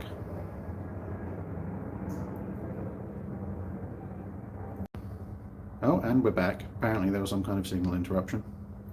The Freaker 86, I have not yet made a video about the scuttling of the High Seas Fleet, but I do plan to make one at some point. Venom Geek Media asks, how many people do you need to steal New Jersey Star Trek 3 style? Well, at the moment, because the engines don't work, an infinite number of people. Or, based on today, 3 or 4 tugboats worth. So what, that 3 dozen people? Tugboats get moving at that point. And Cookies asks, excuse me, any idea when Belfast will next go into dry dock? No, I don't. I don't know. As they were supposed to go into dry dock in 2020. When they're going to do that now, I have no idea. Philip Bouchard says, have you spoken to Larry Sequest recently? Yes, I have. And he remains a very charming and wonderful gentleman.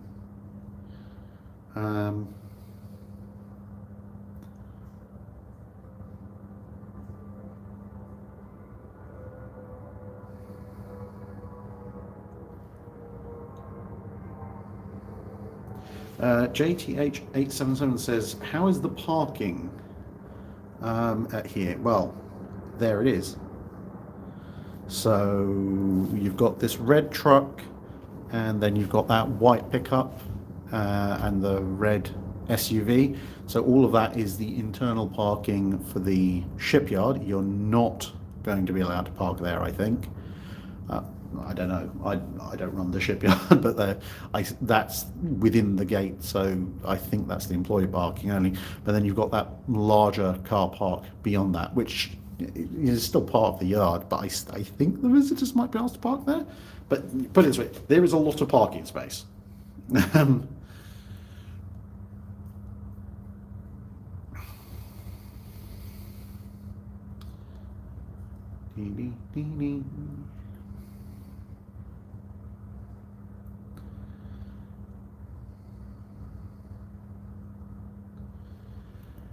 Amos Domes, do you have a plan of making a video about Thomas Cochrane? Yes. It'll probably be a multi-parter, but I want to at least try and finish my Admiral Cunningham series first, before I start any more.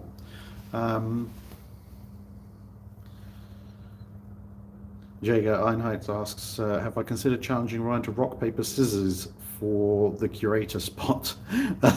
No, I think he's doing a much better job of it than me. Video on the Battle of the Saints, Vicky McDonough asks. Battle of the Saints, that'll probably be a while, because there's artwork for Battle of the Saints, but paintings and so forth, not a huge amount. So that's either going to be a 3D animation or model, or physical model job, either of which is going to need new models, because so I suppose I could use my Trafalgar models, but it maybe be slightly too modern, some of those hull forms. We'll see.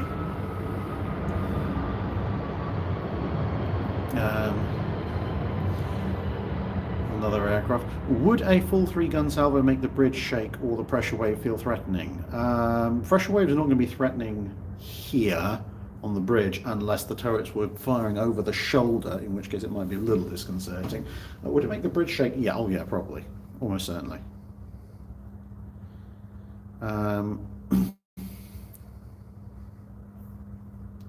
Cat Pirate asks, did you do anything cool with a sea bag or cannonball that you had last time, that I gave you last time I visited? Yes, I did. Oh, I'm getting cramp in my leg. Yes, the sea bag is actually serving a very interesting second life, which, yeah, drop me a message and I shall explain more about a sailor's sea bag and how it can be used to transport reenactment grade swords and so forth. It works very well for that.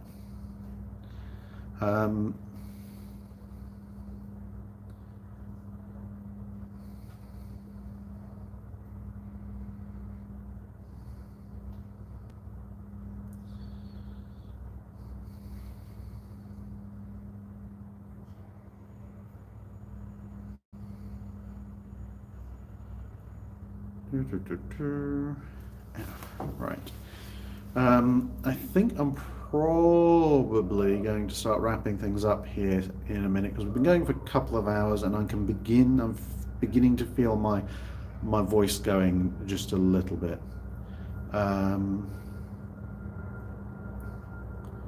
Plus, at this point, it is 7:15, so if they haven't put the gangway up, oh, there's the gangway. Well, it's here. They haven't put it up yet, but it's here. I need to find out why it's not up here.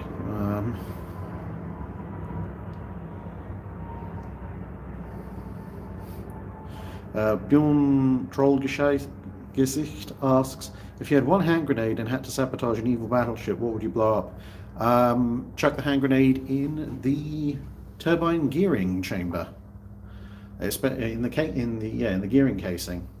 That'll stop a battleship. It's rather short.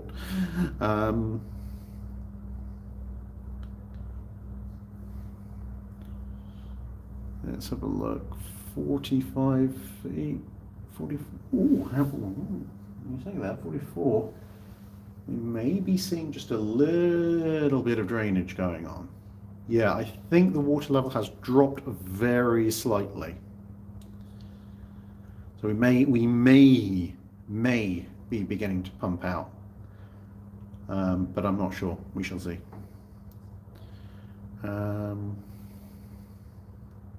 Captain Seaforth, when do you plan to the next part of your Royal Navy Ironclad series? Later in the year, I think, is probably when I'm going to pick that up again. There are a bunch of series I have accidentally left hanging that I need to pick up at various points during the year, hopefully.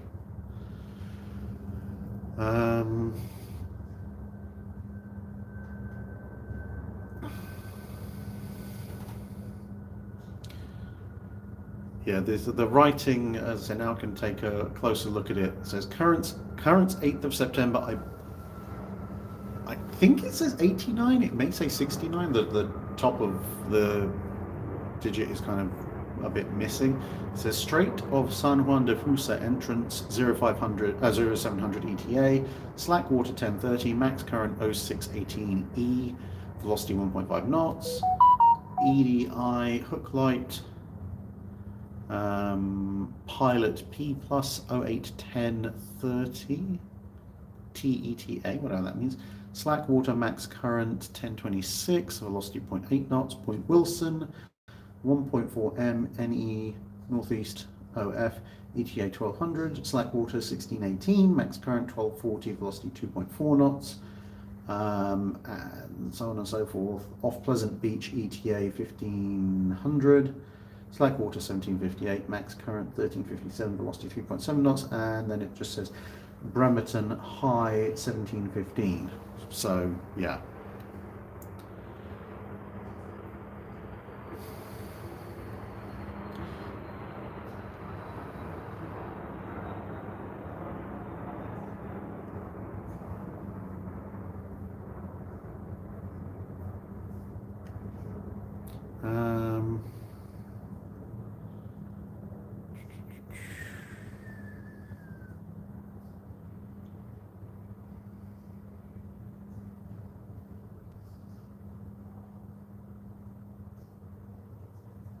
If you need access to the channel Discord, basically just go and look at almost any video I've published and look in the video description. There should be a Discord link in there somewhere.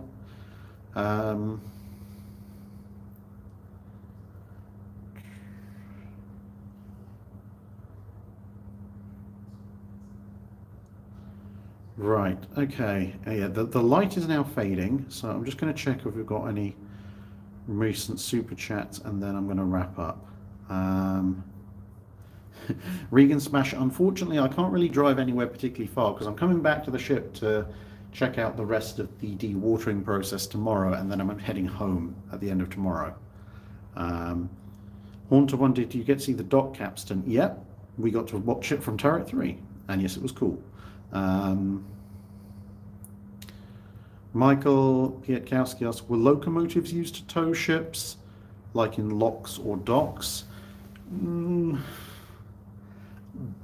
Locomotive boilers were used occasionally to provide motive power, but not really locomotives themselves. Yeah, that's not really going to work very well because of the weight differentials. I mean, in theory, you could maybe have a locomotive try and pull a ship straight in the way the capstan pulled us in today. But again, you know, a locomotive that weighs a couple of 100 tons that's just operating on steel wheels on steel rails versus a ship that weighs several tens of thousands of tons, that's a recipe for a lot of slippage.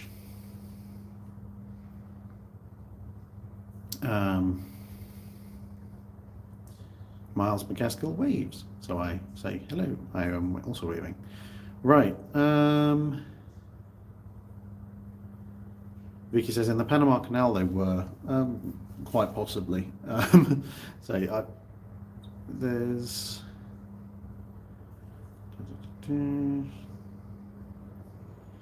Melanie says, please get some pictures of the dock capstan. I do have some already on somewhere on the phone.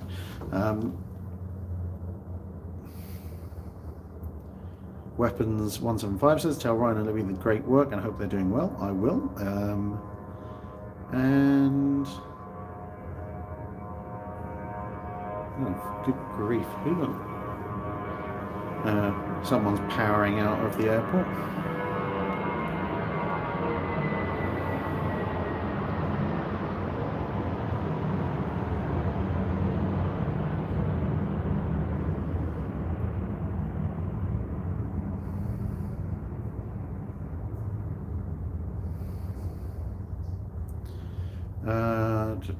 Right.